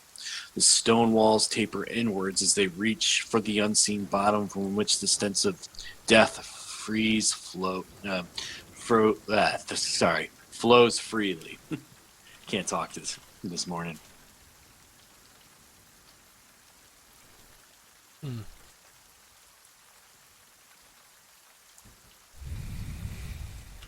Goddamn gold encumbers me. That's funny. All right, so let's pack everything we find and let's go down very carefully down that well. Okay. Before we do, let's take a quick 5-minute bio break. Yeah. I agree. And speaking of which, in-game, Beltic will also want to take a break maybe before we go down this well. Yeah, let's take a short rest. You know, after we do all of that stuff, because I think Baltic needs it. Yeah, I think we need them fireballs. But that would be a long rest, though. Is it a long? Yeah. She's a sork, right? A what? A sorcerer. Did she get it back on a short or a long? Oh, I'm just level 1 in sorcerer. Oh, okay. I think I'm gonna be sorcerer. level 2 when I level. They get them back on long, but I think she can do something with the sorcery points, though. I don't know. Right. But she gets Not those yet. at level 2. And she's only level 1 sorcerer. Okay. All right. Be right back. Alright, we'll be back. So, are we going to take a short rest? Beltic is definitely in favor of that, although he can't communicate that in words. He just kind of sits down and looks at the rest of the party to see if they want to keep moving forward or not. But he's clearly injured. I think we were taking a short. So before we do that, I'm going to use my channel divinity, and I'll give 10 hit points to Beltic. Because I get Beltic. that back after a short rest. Yeah, Beltic will be very happy to take those 10 then. Let me go ahead and write those in. Yeah, you can only, like, you can't go past your half of your hit point. Half your hit points, yeah. Oh, okay, then let me see here. So it's So up already to at 10. 11. Oh, no, that's not a problem. With that, I have, with those extra 10, I'm 1 below halfway. Or hold on, no, let me check that, actually, because I was doing thirds. So are we taking a short rest then, or did we take a short rest? We're going to try to, it looks like. Yeah. As to if we succeed, well, that waits to be seen. All right, you guys get a short rest. We did it! Ryan's feeling Success. nice today. That just means there's greater horrors waiting for us. All right, so you guys go further down into the well. Into the well. Do we have a light source that somebody's carrying, or does everyone have dark vision? Everybody I has can a. cast light. I think everybody has dark vision, but me. So I do. If it's pitch black, I do have to cast light cantrip. Okay, I'll put a light for you. Awesome. I I'm- could cast it as well if needed. I might have already set up my character with a light source by default, since I have the light cantrip. I was at to offer if someone needed some Beltic to carry something, he only needs 1 open hand. But yeah, if you got a light cantrip, that'll work Well, fine. yeah, I've got the drift globe too. I can use that all day for light. And it'll actually follow us. So what does it do again? That thing? So it hovers. And it could cast cool. the light spell or the daylight spell. It stays within 60 feet of the party unless if something's barring it from doing, in which case it just shuts off. Yeah, it can do light multiple times. It can only do daylight once a day. And we can have colored light if we want. Yeah, those Vistani Disco. didn't need this. They were using it to save themselves from vampires or nothing. Drift globe, you mean disco ball? Woo-woo. Yeah, Man, that thing's the shit. I know. And I just found it by chance. What's funny is I was just looking around and the DM thought I wanted to steal something. I was like, okay. I mean, why pass up something like that? They got a magical disco ball. We could use a magical disco ball. Yeah, when you had me roll, I didn't even know what I was rolling for.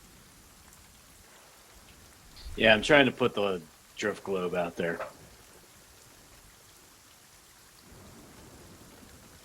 Can it be attacked though? Like, can it? No. Oh man. Well, I mean, it's a magic item, so it'd have to be something that could destroy a magic item. Which I mean, some things can, but those are pretty rare. Nice. Oh yeah, that thing's amazing then. The most thing that something can do to it is hinder it from moving. Because if it's outside of 60 feet, like if it can't push its way through the 60 feet of distance, then it just shuts off. So that's the worst that can be done to it, is somebody blocks it off somehow. Yeah. But that doesn't And destroy then it. you just have to use it again. Exactly. Then you just turn it back on. You just have to get back within the distance and say it's word of power, and boom, there you go. So you guys are going down the ramp, and you see that there is a chamber to the left of the bottom of the walkway, about 20 feet down the corridor. So, Ryan, I can see everything on Yeah, this me too. map. Oh, hang on. Yeah, not looking. Yeah. La la la la la la la. How's that? There you go. Okay. Yeah, I can't That's see nothing but better. the hallway. Not better, but okay. I preferred when we were all able to see everything. Beltic will definitely make sure to be in front of the party. So I'm going to be on high alert for traps and things like that. So I'm especially going to look on the ground and on the side walls, and I'm going to move very carefully. And are these the walls that have the mosaics of the snake people going ahead and dealing death left and right? That was when you guys were going down the well. In the stair. So these are just blank then walls. They have more of it, but yeah, it starts at the top of the well. Okay, Beltic is clearly distracted. He's very interested in seeing the technique they're using, in their fighting styles and all that jazz. All right. You do see a little corridor here.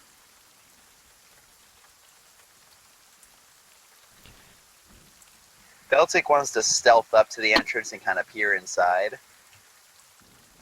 Alright, I'll try to stealth and listen. And listen. Yeah, Beltic got a 22 to the stealth and a 24 to the perception check. All right. You don't seem to see anything where you guys are. Beltic gives a thumbs up and kind of waits to see if the party wants him to move in or not. I nod. Thumbs up. Yeah, I'm going to give you a thumbs up, and I am going to nod as well. Oh, and just for future reference, is this corridor is natural stone, or is it worked stone, or what is it? It's definitely work stone. Okay. Yeah, Beltic will go. Do you want me to re-roll my stealth for moving in there, or do you want me to keep the same stealth? Just keep the same one. Okay, so then Beltic's gonna keep stealthing his way in here. All right. When you step in there, Beltic, the walls of the chamber angle slightly inwards, creating a space with a shape of a large trapezoid. 4 slender steps, or stone pillars, hold up the ceiling above. Each are carved into the shapes of snakes intertwined, each one swallowing another's tail. Hundreds of urns lay crushed against the walls of the room. Alcoves along the walls have appeared to once house these urns. A large stone brazier sits in the center of the room on a platform of ruined engraved stone, burning with bright yellow and red flames. The flames send the shadows of the broken urns dancing along the walls. When you step into the room, a voice whispers from the shadows. A fanged skull floats out from one of the alcoves, held aloft by the bones of a serpentine body.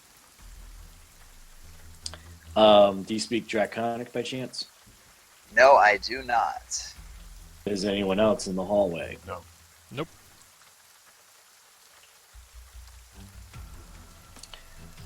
All right. You hear blah blah blah blah blah blah blah. Blah. Now you remember what we do to those who don't speak our language, right? Oh man. Oh. So how big is this thing?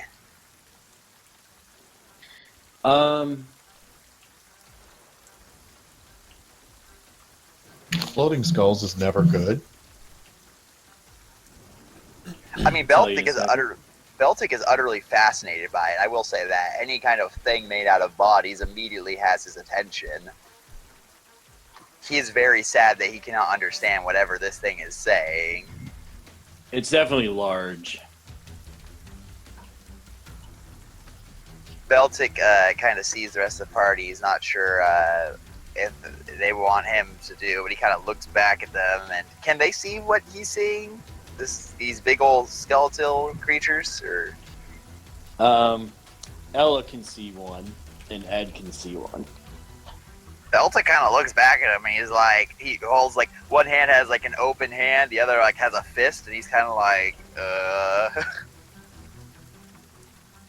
Ah man. And Beltic's kind of in the dodging stance, like he's ready to go if they go ahead and start swiping at him.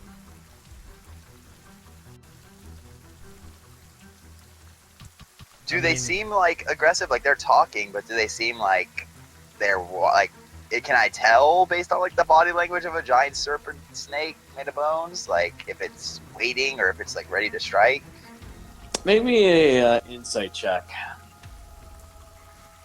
I think they're about to fight me, guys. Just hold on. Just hold on tight. This seems like some kind of unholy ritual. Putting on my cleric hat. Beltic is just gonna keep his stealth roll and start moving out of the room, since he doesn't seem to be getting direction. We're gonna roll initiative. Ah, okay, perfect. Here's your cue. Beltic can understand fighting, so if they start taking a swing at him or if someone else starts swinging, you know, if it's made clear to him that they're going to attack, he's like, okay, I can follow this. It's this ambiguity that's getting him. He's like, I don't know what to do and I can't speak. I don't think they speak interpretive dance. Man, my initiative rolls lately, today at least, have just been horrible. It's okay though. It gives you time to really like take the whole scene and. True. I finally got a good one. All right, well, Carrie, you're up first. So can I see this thing where I'm at? We'd have to move up. Yeah. What you described as that thing? That is correct. Oh shoot. Count the light float. It should float. It And should can't you move. move it up to 60 feet? Yep. You could move it right into that room. But then it would blind me. Ah, So I'll put my hunter's mark on him. Okay. Does 11 hit? Probably not. No. I'm done. Edwin. All right.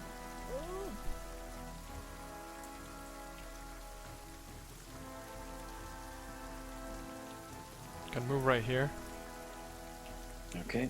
and so this one right here seems threatening to Baltic. Or you think it looks threatening? Okay. We've started shooting arrows, so Beltic's going to start punching. You guys can tell that pretty easily.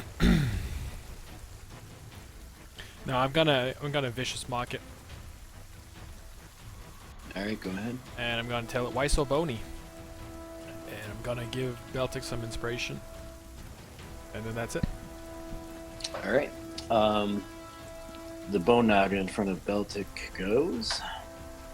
And is Beltic technically dodging since I said he was in there in a dodging stance, or was he just not ready for it?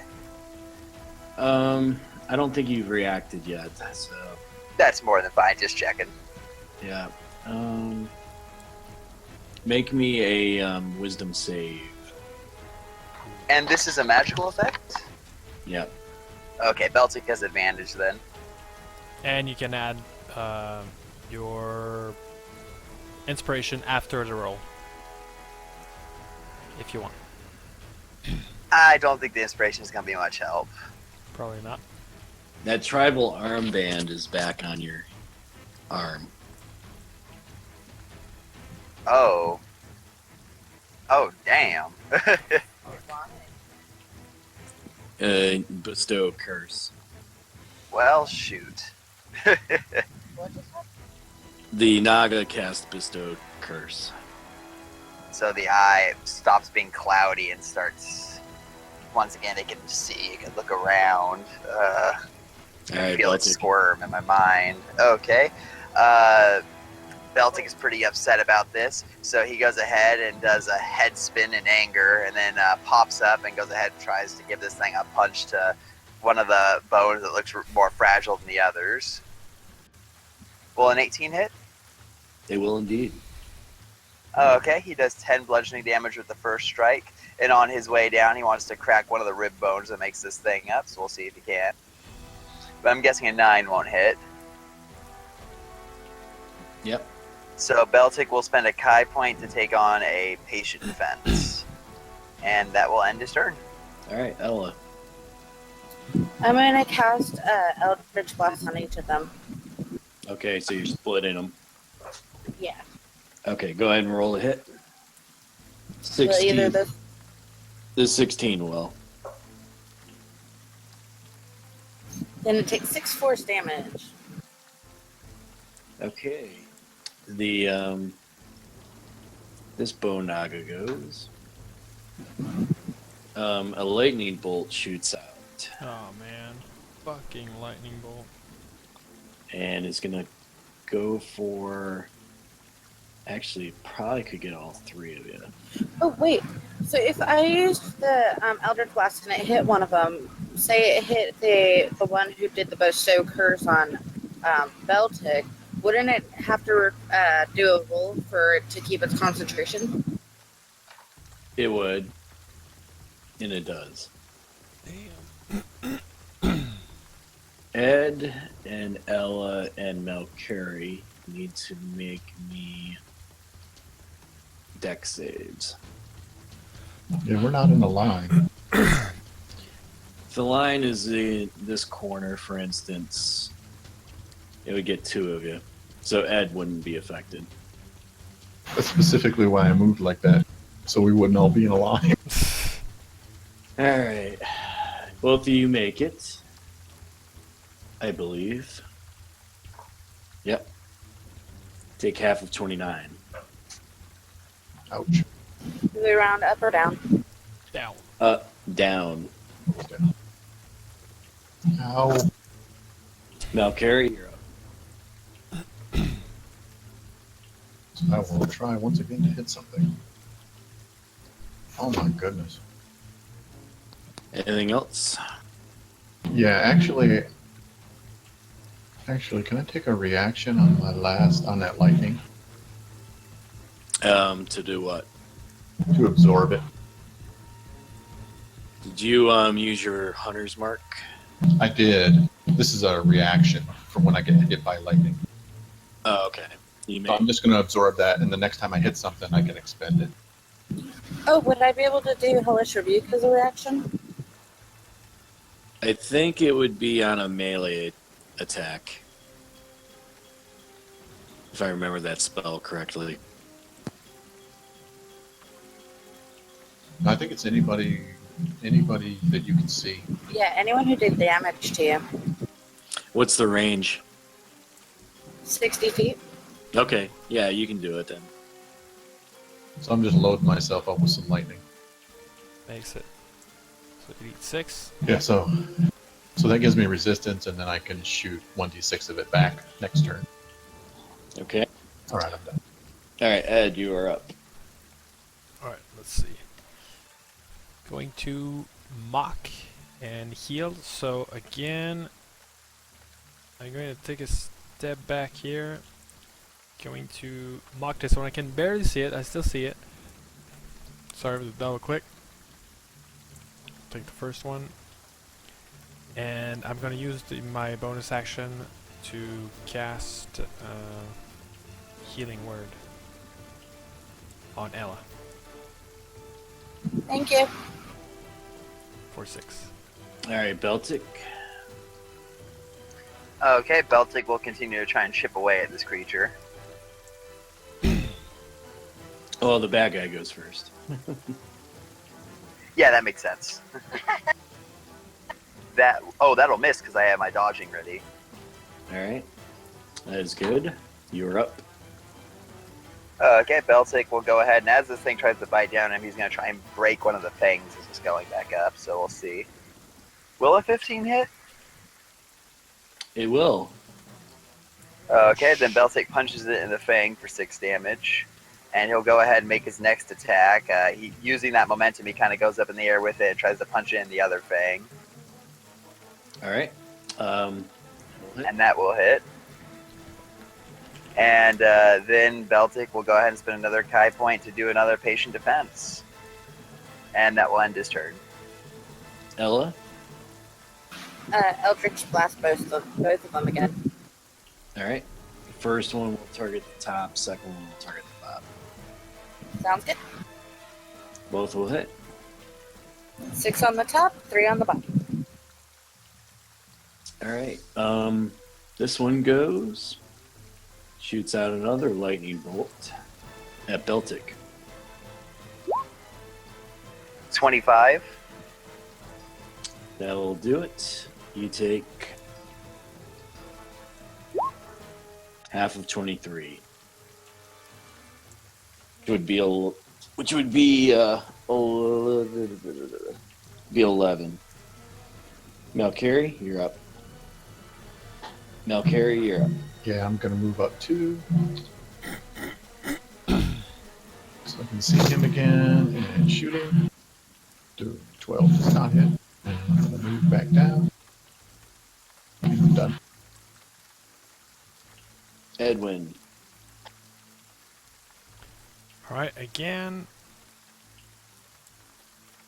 Some Vicious Mockery. To the same one. Okay. And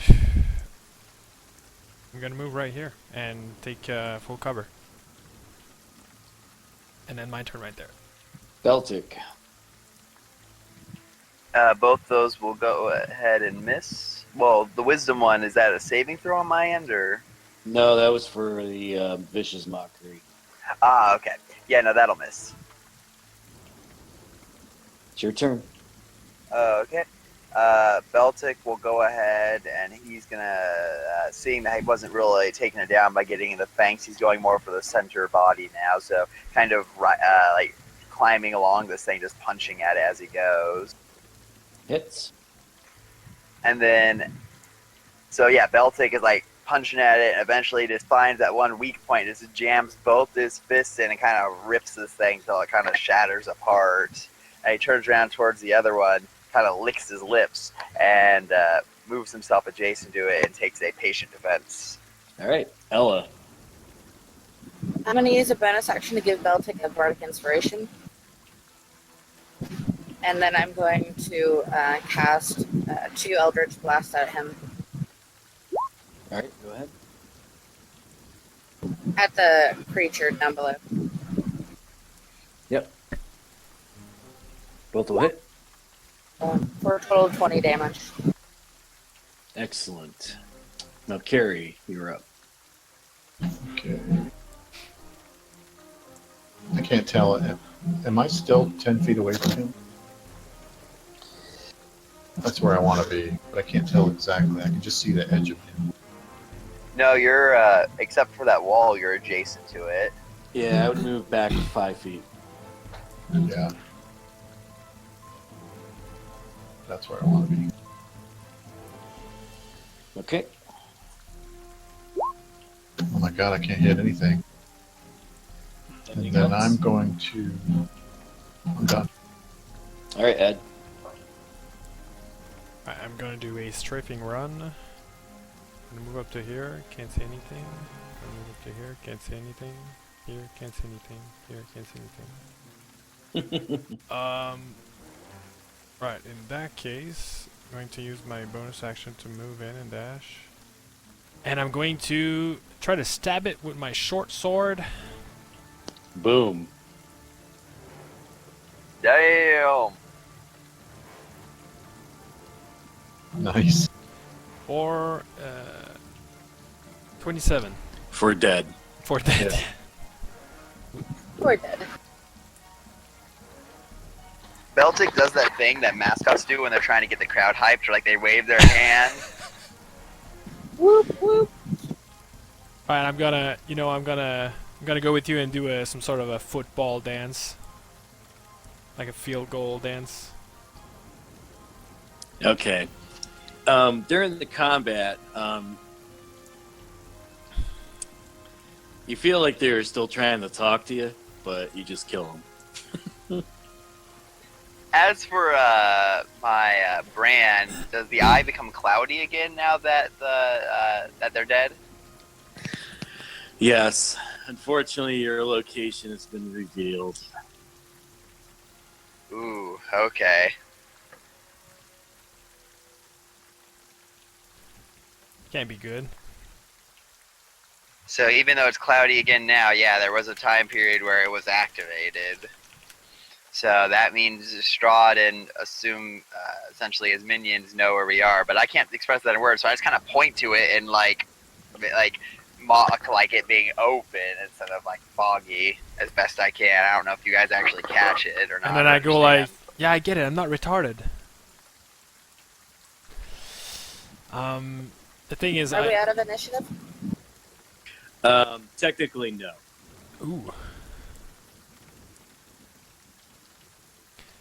I just wonder what this is about, you know, like what are those and what they were trying to tell us. Beltis just kind of shrugs like, Yeah, I say, what could they possibly be trying to tell us? They're undead abominations. No, I mean, like they can't really be good. Nothing around here seems to be good news, but I'm just wondering, like, what's the purpose of this, like, this place, this sort of temple, like it's just weird, like serpent folk here, or like. Yeah, we saw those serpent-like creatures up top, and now we've got these bone nagas here. And nagas can be good or be bad, right? Alright, I'm gonna inspect But this undead room. ones are definitely bad.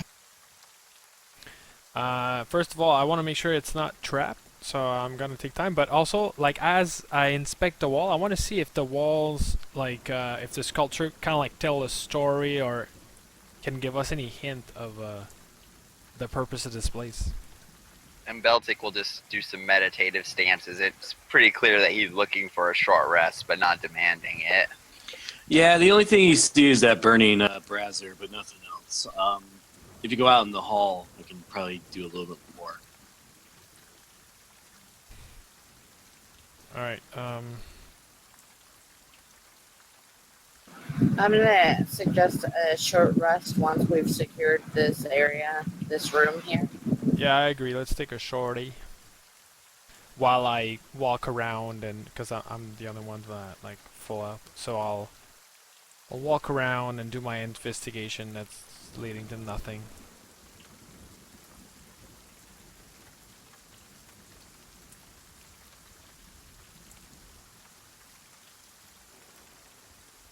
Do we hear any noises in this place? Make me a perception check.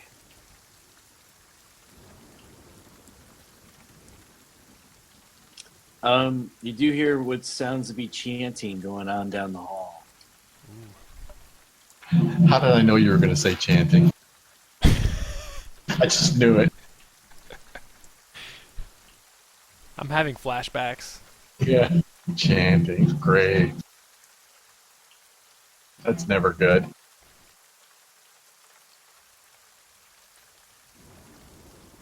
Were we able to get through our short rest? A little bit.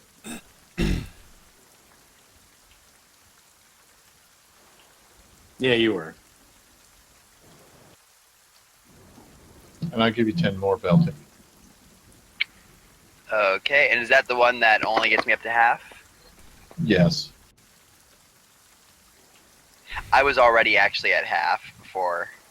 Okay, I'll save it. You did say he gave it to you, and then you did the hit dice. I was already at half before we took our short rest. I was one above half, so yeah, it wouldn't have been able to affect me. I wish I could take it, trust me.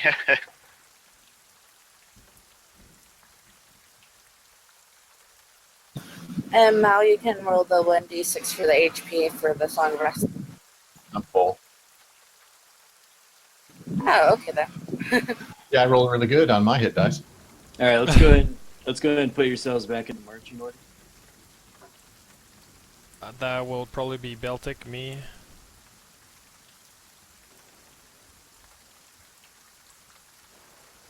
Ella and Mal somewhere behind, I guess. All right, you have passive investigation, right, Ed? Yeah, they're pretty high. You have observant though, right? Yeah. You see a glyph here. Alright, I'm gonna inspect it.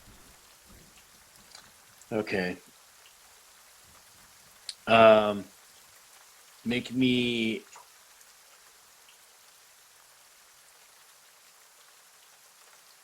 me a history or a religion check. Go religion. You think that the fresco depicts Dendar the Night Serpent, who's a dark deity of the Wati. Alright guys, I'm not too sure why I know that, but this depicts Dendard, which is some sort of deity for the serpent folk.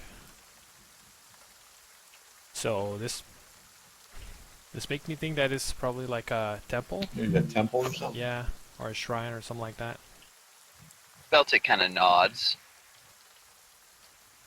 You also see this glyph, and you realize that you need to dispel magic in order to remove it.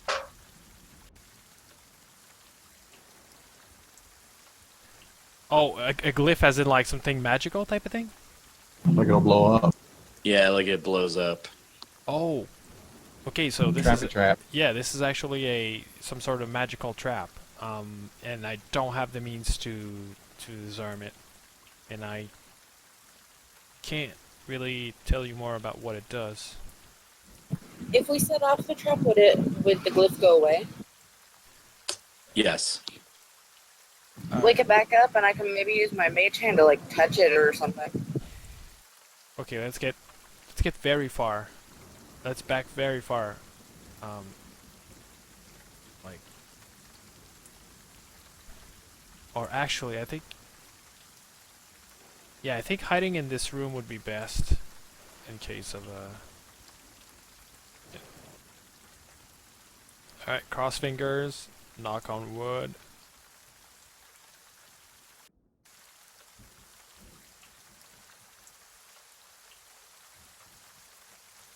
Where was the glyph? I think it was around here. Okay, hold on, I'm gonna move one forward. All right. So would that be able to set it off?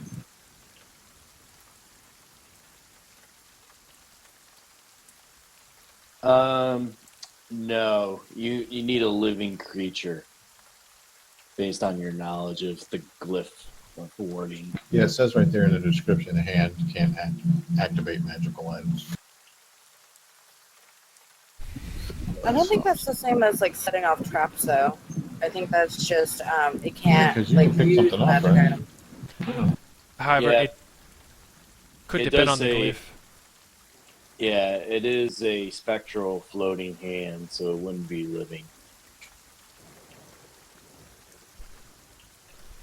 And it depends on the spell of the glyph.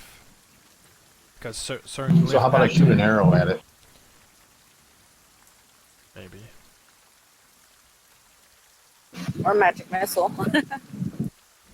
Arrows are cheaper. Or maybe we can send Beltic. It's pretty nimble. Beltic does nod at that like it makes sense to him. Sure. All right, Beltic, make me a dex save. Right, I'm gonna. Well, actually, I think you. No, I'm gonna pep talk you first, and give you inspiration. Yeah, that's fine. Beltic feels like he's gonna be okay now.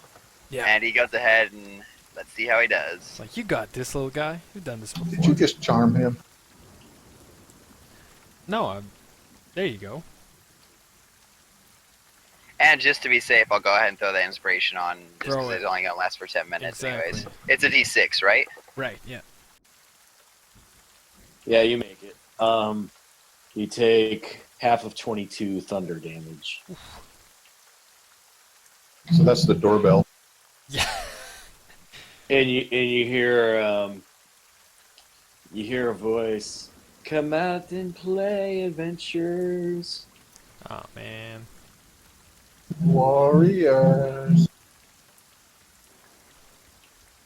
Beltic gets in a fighting pose. He's kind of waiting for the rest of the party to come out.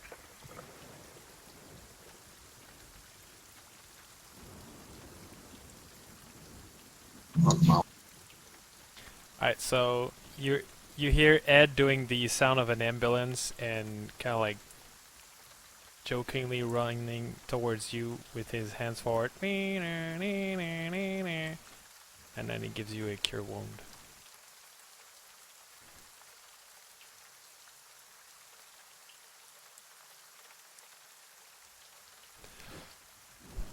And then taps you and well done, man.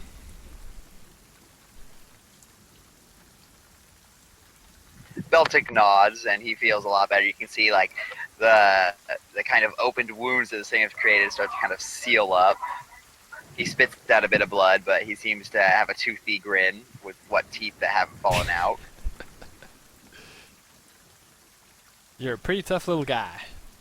Yeah, I'm going to do the same thing. Taps on his chest a bit. There's 7 more.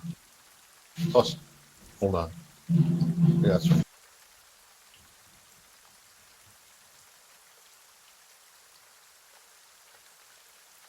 Beltic looks near what is pristine condition for Beltic, which doesn't look great, but for him it's great.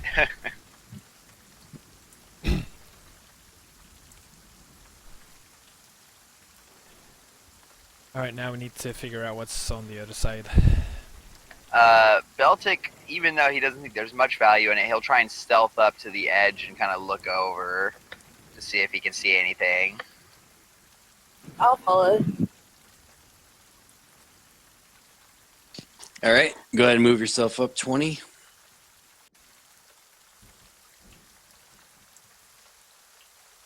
All right.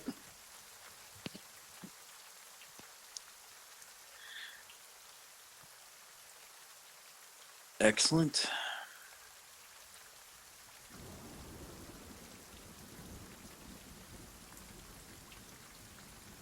I'll ready my crossbow.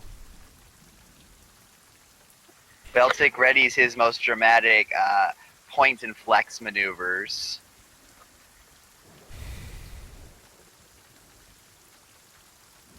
He's expecting this to be quite the interpretive dance session coming up. All right, so as you go around the corner, Beltic, what you see is a pool in front of you. Pool looks to be a very striking black liquid. And torches illuminate this room, and along the walls you see a number of stalactites hanging from the ceiling, dripping with stinking black liquid. And that is running into the thin grooves into the pool. A man kneels at the far end of the pool, holding a dagger to his own throat. Another well-dressed figure kneels to him, whispering into his ear. Looking up, they see you. Turning back to the kneeled man, who the second figure whispers a word and smiles as the companion draws the dagger across his own throat. The man's screams of pain are quickly replaced with grotesque gurgling sounds as he pitches forward into the black pool of water. Well, my hands are fists now. So let's go ahead and roll new initiatives.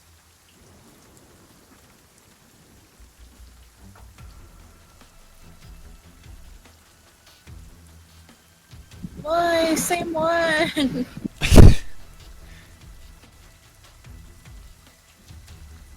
Me too. Yeah, but Mal, that's good for you.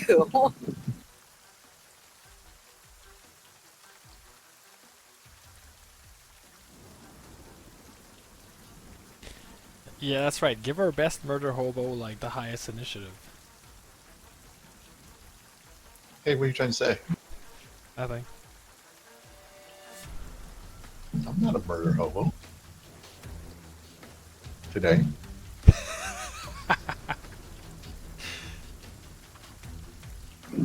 As for any other day. I didn't cast that fireball. It's true. Critical on initiative for one of them. No good for us. It acts twice. All right. You see these three weights come out of the water, and they Man. run over towards you. That's their Fucking- turn. Melcari, you're up. I think Okay. that's very nasty. We fought those before, right? I think.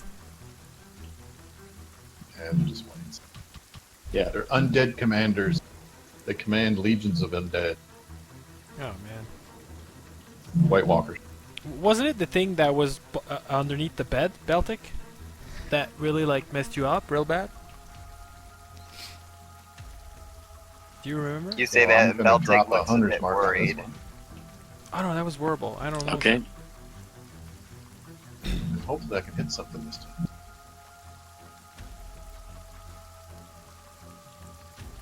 I give up. I'm done. Packs up his bow and goes home. Just leaves us in the middle adventure. I need to just unstring that thing and put it away. We come back into town. He's an NPC merchant. Yep.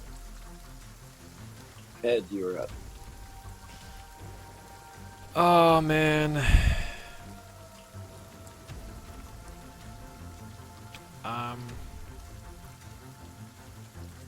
Fuck.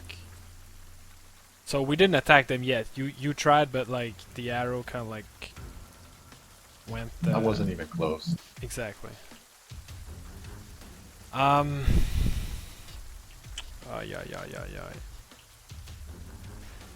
Okay, I'm gonna ready my cantrip. If any white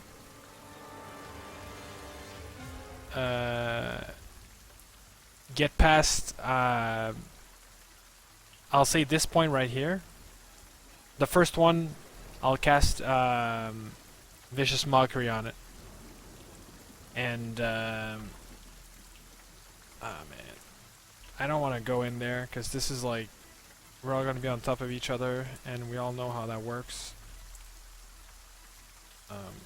So I guess I can only have like vision on that spot right here, and I guess that's about it. That's all I can do for now. All right. The visitor goes. Ooh.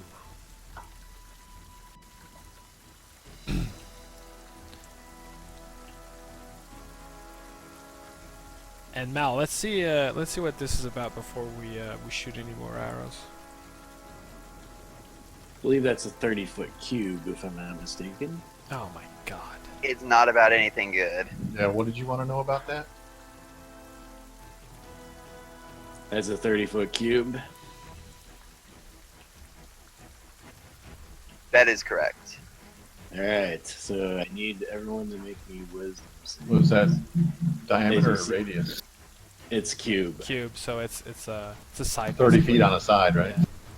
Yeah. So wisdom saving throw. Yep. Oh man, this is not gonna be good. Oof. Malkari and Ed, you are hypnotized by the pattern of the spell. Oh, nice. Shiny. Ooh, so pretty.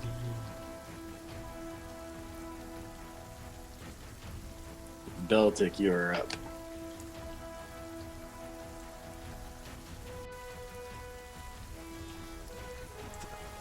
I gotta figure out how this hypnotic pattern. I think I got it right here.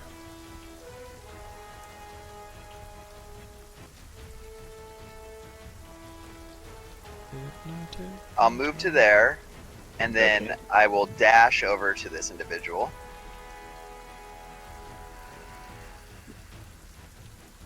What's your movement? 35 feet.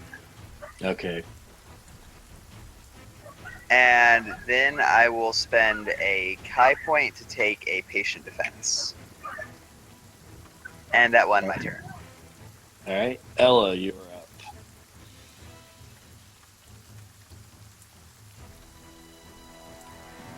up. So the guy who, the one guy casted the one that Beltic's standing next to. Correct.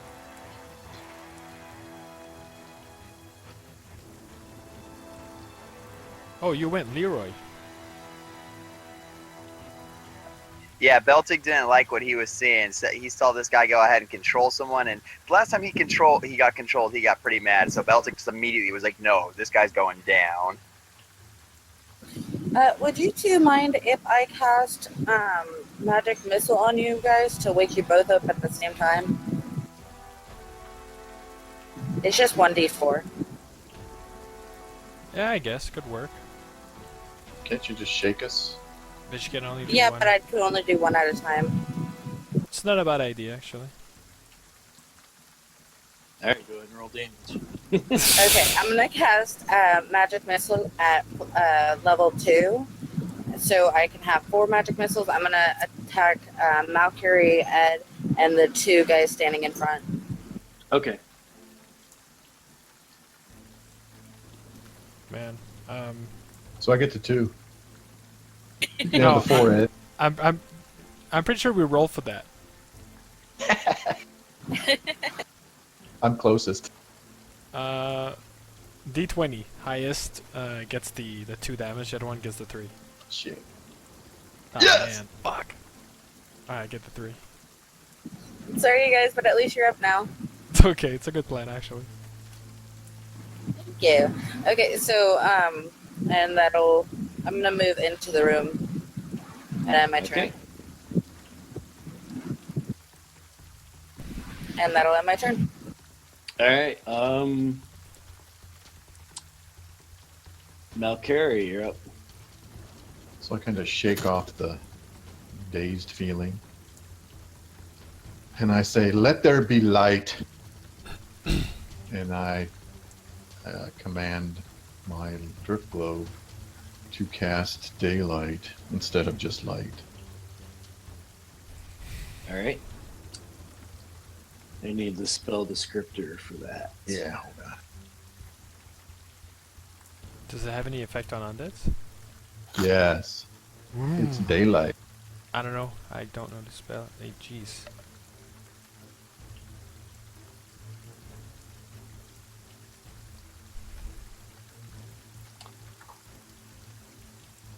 Yeah, I can chase Strahd around with this bad boy.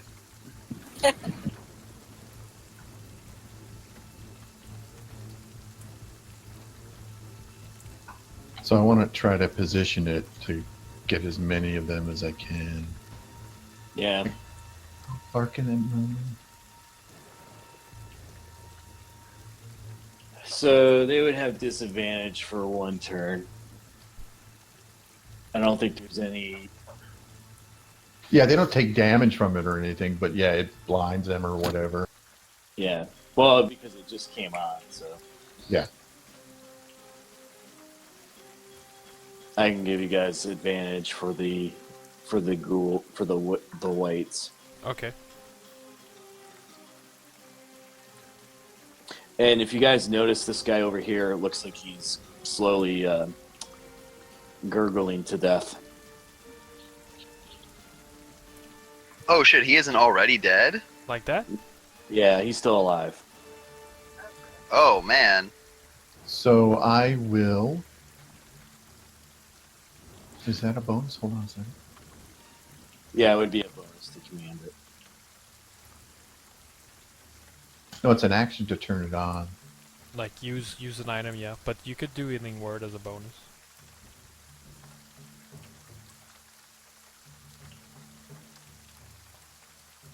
Yeah, so I'll use healing word on him as a bonus action. I did not know he was still alive. Okay. Go ahead. Yeah, did Beltic actually know he was alive when he was going in the room, or could he only tell when he got this close? It when he only got that close. Okay, then yeah, he wouldn't have done anything different than he did. So he gets 9. Okay. Not bad. So hopefully he's de-gurgled. And I'm done.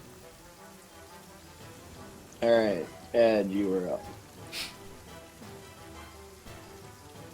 Oh, lordy, lordy, lordy, lord.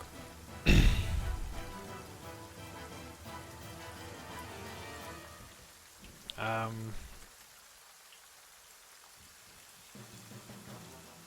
don't have magical.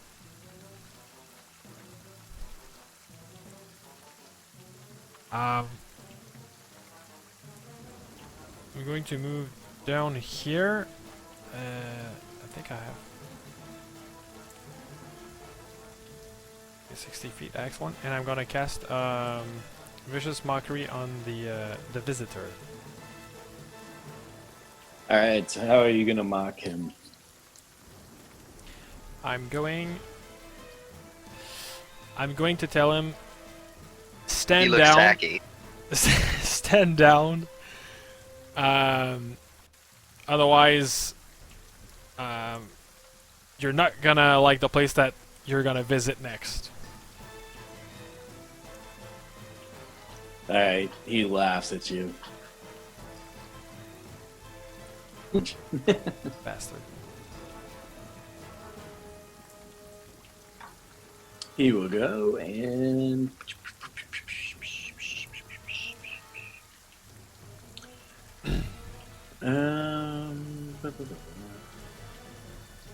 he is going to use his special evil bad guy ability and split enchantments. So he is going to cast Hold Person on Beltic and Ella, and I need you both to make me wisdom saves.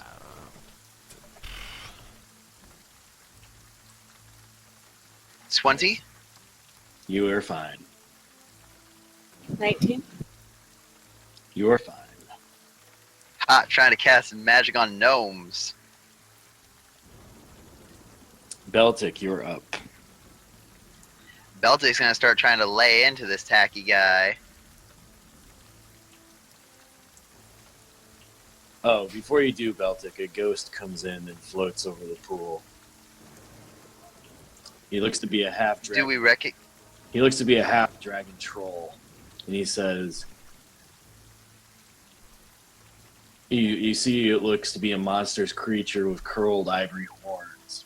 His eyes scan upon you, and then the fiend, as if looking for something or someone. A jagged hole in the shape of a heart gapes in the center of the ghost chest. Behold your new master, Gragak!" The well-dressed man shouts. "No longer shall you slave away to that foul witch. You shall belong to me soon enough." And he looks like he's talking to the fiend. Well, as he's talking, I punch him right where his heart is. All right, That fair critical. Oof. And the ghost roars in protest as the well-dressed man begins chanting and then gets punched in the chest. Sadly, my next one's not nearly as successful, but yeah, I go ahead when he's talking. I just go ahead and I don't even have time to listen. I just punch him. Actually, you hit him because you have advantage. Ah, okay. So then I do another 8. So when he's kind of recoiling a bit, I go ahead and kick into some more nether regions. And how is he looking at this point? He's pretty beat up. Then Concentrate fire. He was saying stuff, it's just his mic cut out. Wait, his internet might have gone out. Hold on. Oh, okay. There you go. Well, let's let you go, Ella, while he's... is it working again? Yeah. Yeah. Okay, so yeah, I did a flurry of blows by spending a Kai point, so does a 12 hit? No, 12 will not. Okay, so then just my 4th hit, strike hits for 7 more bludgeoning. Yeah, so he's pretty beat up at this point. Ella, you're up.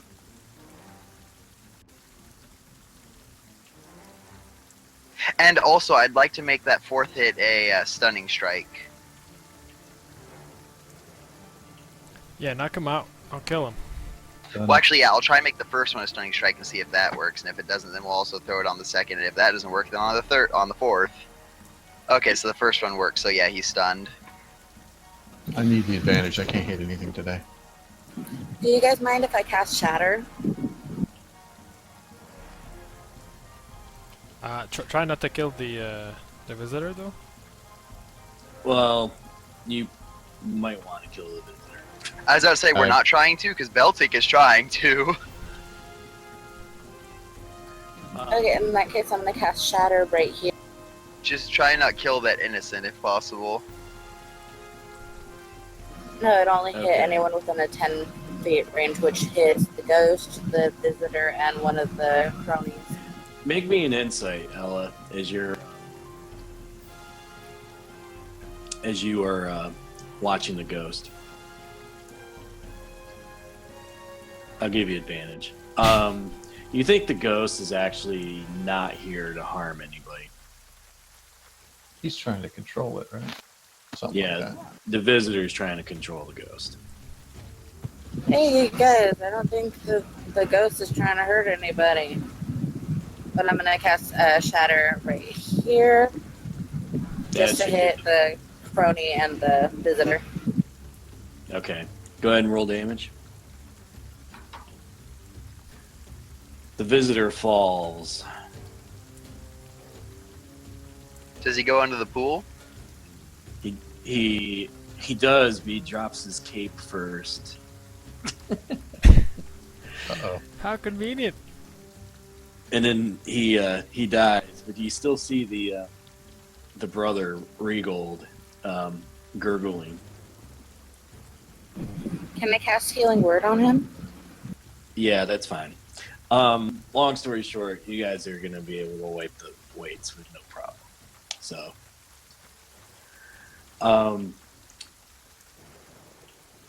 basically, he also drops his stuff as he's falling in. Blah blah.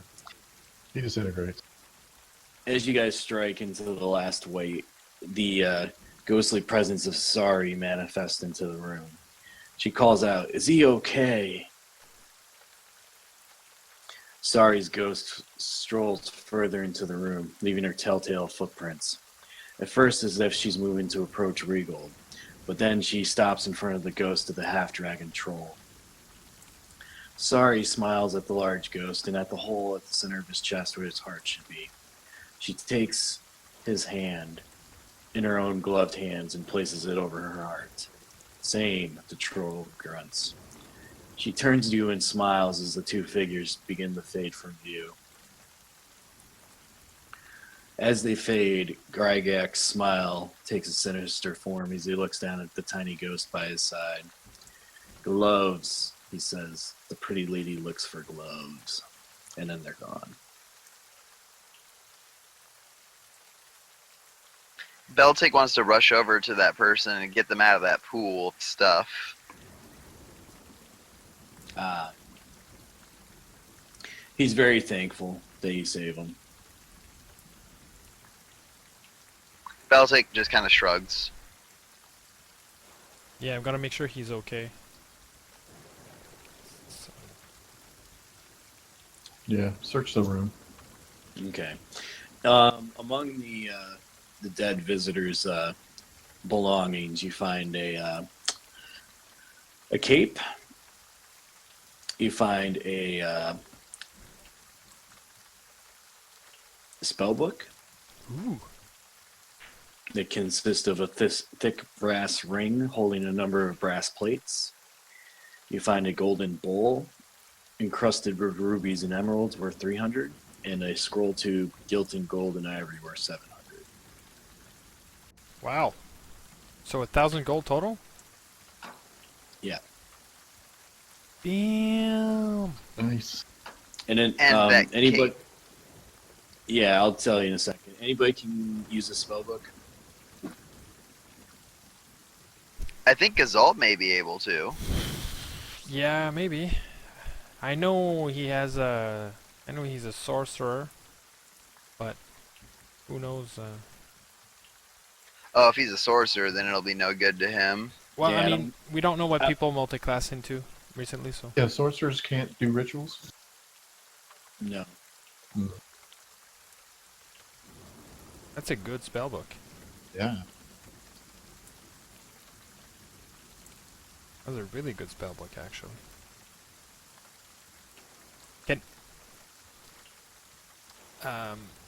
Can we, like AL-wise, can we hold on the spell book and give it to another player eventually, or? I believe so. They wouldn't be able to take the spell book, but they could copy the spells for downtime days. Yeah. Okay. Anybody wants to hold on to it, or? If not, I'll do it. I would be okay with that. You want to hold on to it, Ella? Sure. Of course she does. Yeah. She's our hoarder. So basically, you can write it in your, kind of like in your inventory, and take note of the spells, and then if we ever encounter like a wizard, he's going to be very thankful that he's going to be able to copy all these spells because they're like the shiz. Can Speaking, sorcerers copy or make scrolls and stuff? no, that's a wizard thing. But Yeah, we are gonna meet a wizard. I believe the Mad Mage, who's supposed to be our ally. If we give him this book of spells, maybe that can win him over to our side. So this That's is a good actually idea. potentially very useful. Yeah, not a bad idea. Might be nice to have a bargaining chip, because who knows, he may not go for the whole Madam Eva said you're gonna help us thing. And maybe in the meantime, I can copy some of those spells down. 1 second, guys. And anyone interested by that cloak, cape? I'd like to know what it is, but I don't know if it's gonna really meet Beltic's fashion sense. It's a little too tacky. Ryan posted the yeah. description. Hasn't pop. Oh, here we go. Now it's popping up. Oh, I would like that if possible. It is the Cape of the Montebank. I would really like that if possible. Go ahead. So is it just a D-door? Is that what it is? Yeah, it's basically a cape that allows you to dimension doors in action. And you can't use it until the next day. Still, that's nice, yeah. Yeah, I'll pass on that item for anybody that wants it. Yeah, I might want that.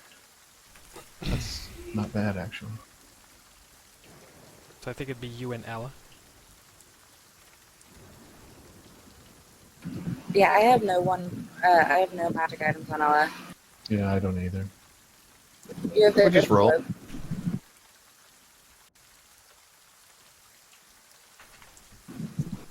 11. No, you have the drift cloak. which is Oh, magic you're item. right. I do. I'm sorry. It's okay. I forgot I had that. We know. So Ella gets it then. Yay! Yeah, Beltic, since he's close, he kind of hands her the cape, and because its color style seems to meet the colorful garb that she wears. I'm so happy. Does Beltic feel like the conditions of the quest have been met at this point? Which quest? Because I can't speak until I've completed my next quest. From when I got the the remove ritual spell cast on me. So does that mean he has to be quiet all the way home? Yeah, that's what Beltic's wondering at this point. If he feels like the conditions of the quest have been met at this point, because that was kind of vaguely stated. So you guys do head back with no problem. So we can mess with him and try to make him talk. Yeah. Beltic has to really draw into that monk training he has to go ahead and stay quiet at sometimes, I'm sure, but he manages it. Can we get anything out of the brother? Like anything that's going to make sense? Yeah. Did you kill your sister? No, he didn't. He's the visitor did. He made him write that note or something? He made he did it unintentionally. Basically, he was charmed. That's what I thought. Yeah. And what about the other ghost? Like what was that? Like you said like That's more weirdness. Yeah. Well, if you have played like the Raiders of the Twilight Marsh from season 1, you would know that to be one of the main bad guys. Oh. Is the 625 gold pieces from this mission overall, or is it just from the stuff in this room? Overall. Yeah. And did we get a story reward from the one guy who said he'd help us out later, or is that just something that he said and not going to be important? It's fluff that I'm going to use for Curse of Strahd. Sounds good. Also, is that item sorted or non-sorted? It would be non-sorted. You know, Sounds that's good. the vamp cloak, right? That's the Nightcrawler cloak. Yeah. The Nightcrawler. When you bamf, it leaves a little smoke trail. That's so cool.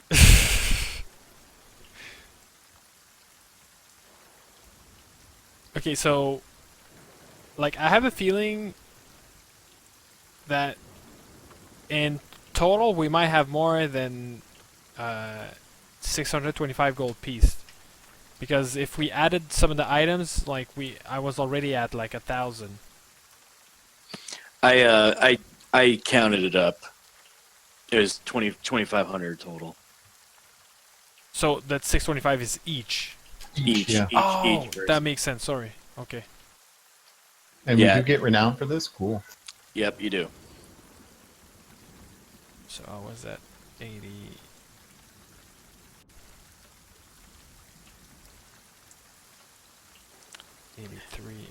And Six. just for the sake of me, who's gonna take the spell book? I think it's Ella. Yeah. Okay. All right. Yeah. So when you get back to town, you see Gazalt and everyone else is kind of resting, and Jenny Green Tea says he should be good to go. Beltic kind of points at his mouth. Talk. Put him in my mouth. No, don't let him. Well, is it working? And he kind of looks at his arm and sees the eyes kind of clouded over still. And he goes, "You weren't very clear with your conditions. I wasn't sure what the end of the quest specifically meant." That is okay. You guys did quite well, from what it sounds like. Beltic kind of looks at her suspiciously, like not sure if she was watching or not, and kind of looks Yeah. back at his arm again. So to be safe, I kind of like recount a little bit of what happened to her, and I ask her if she would know any more information in a very strange way, but like at the same time, Especially about that ghost or whatever. yeah. As you guys are sitting there, all of a sudden you see a cloaked man approach you, and he basically hands a note to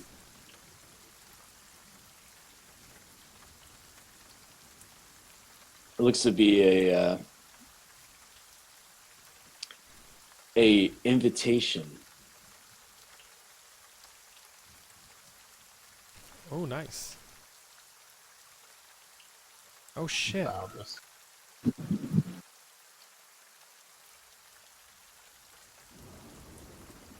If you can read it out aloud, that'd be great. Alright, who has the best Hang on. My friends, know that it is I who have brought you to this land, my home, and know that I alone can release you from it. I bid you dine at my castle, so that we can meet in civilized surroundings. Your passage here will be a safe one. I await your arrival. Your host. Guess who? Strahd von Zorovich. And Beltic's hands turn into fists. And the signs to be continued come out. No, I like this, Beltic. This, this means that we can talk. This is a good sign. I like this. This speaks to me, I only have two things to say to him. Uppercut. Level drain. Yeah. Is that still a thing? Don't tell me it's still a thing. No, it isn't. Unfortunately. Okay. Thank Unless God. you're dealing with Strahd, in which case probably. No, because that was one of the most powerful things in I think it was in 3.5. Yes, it was a 3.5. Oh my God, man, that thing was nasty. But Well, I'm sure Strahd's got all sorts of nastiness waiting for us. possibly, and that's why what I suggest is we shouldn't rush into this. We should still try to get some allies and try to figure out more before we go there. So we should still go and see the wizard and see if he has any interesting knowledge that he can provide. Yes, unfortunately, we're gonna have to save that for next week. Yeah. Because we have a lot of things to explore, man. Lots of things before we die. Yeah, I think he's mad because we just removed his way of watching us, so. Maybe he actually misspelled his letter. Maybe it says, "I bid you die at my castle." Well, they'll be Yeah. dining all right. He'll be dining on us. Exactly. He's like, yeah, come for dinner. It's good. Well, excellent job today, and we will resume same back time, same channel. Yeah, and hopefully we have a full party next time. I think we will as of right now, because I think Giselle's gonna be back. I think Larry's gonna be back, and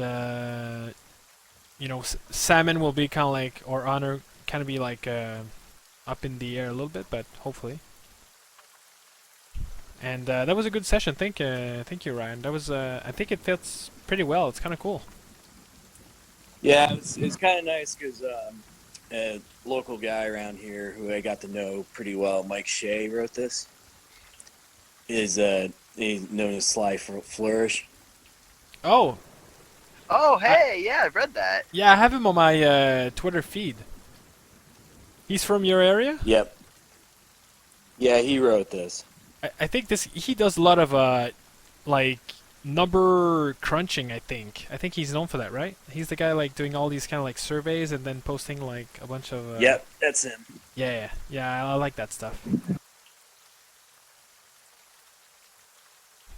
I didn't know he wrote some of those adventures.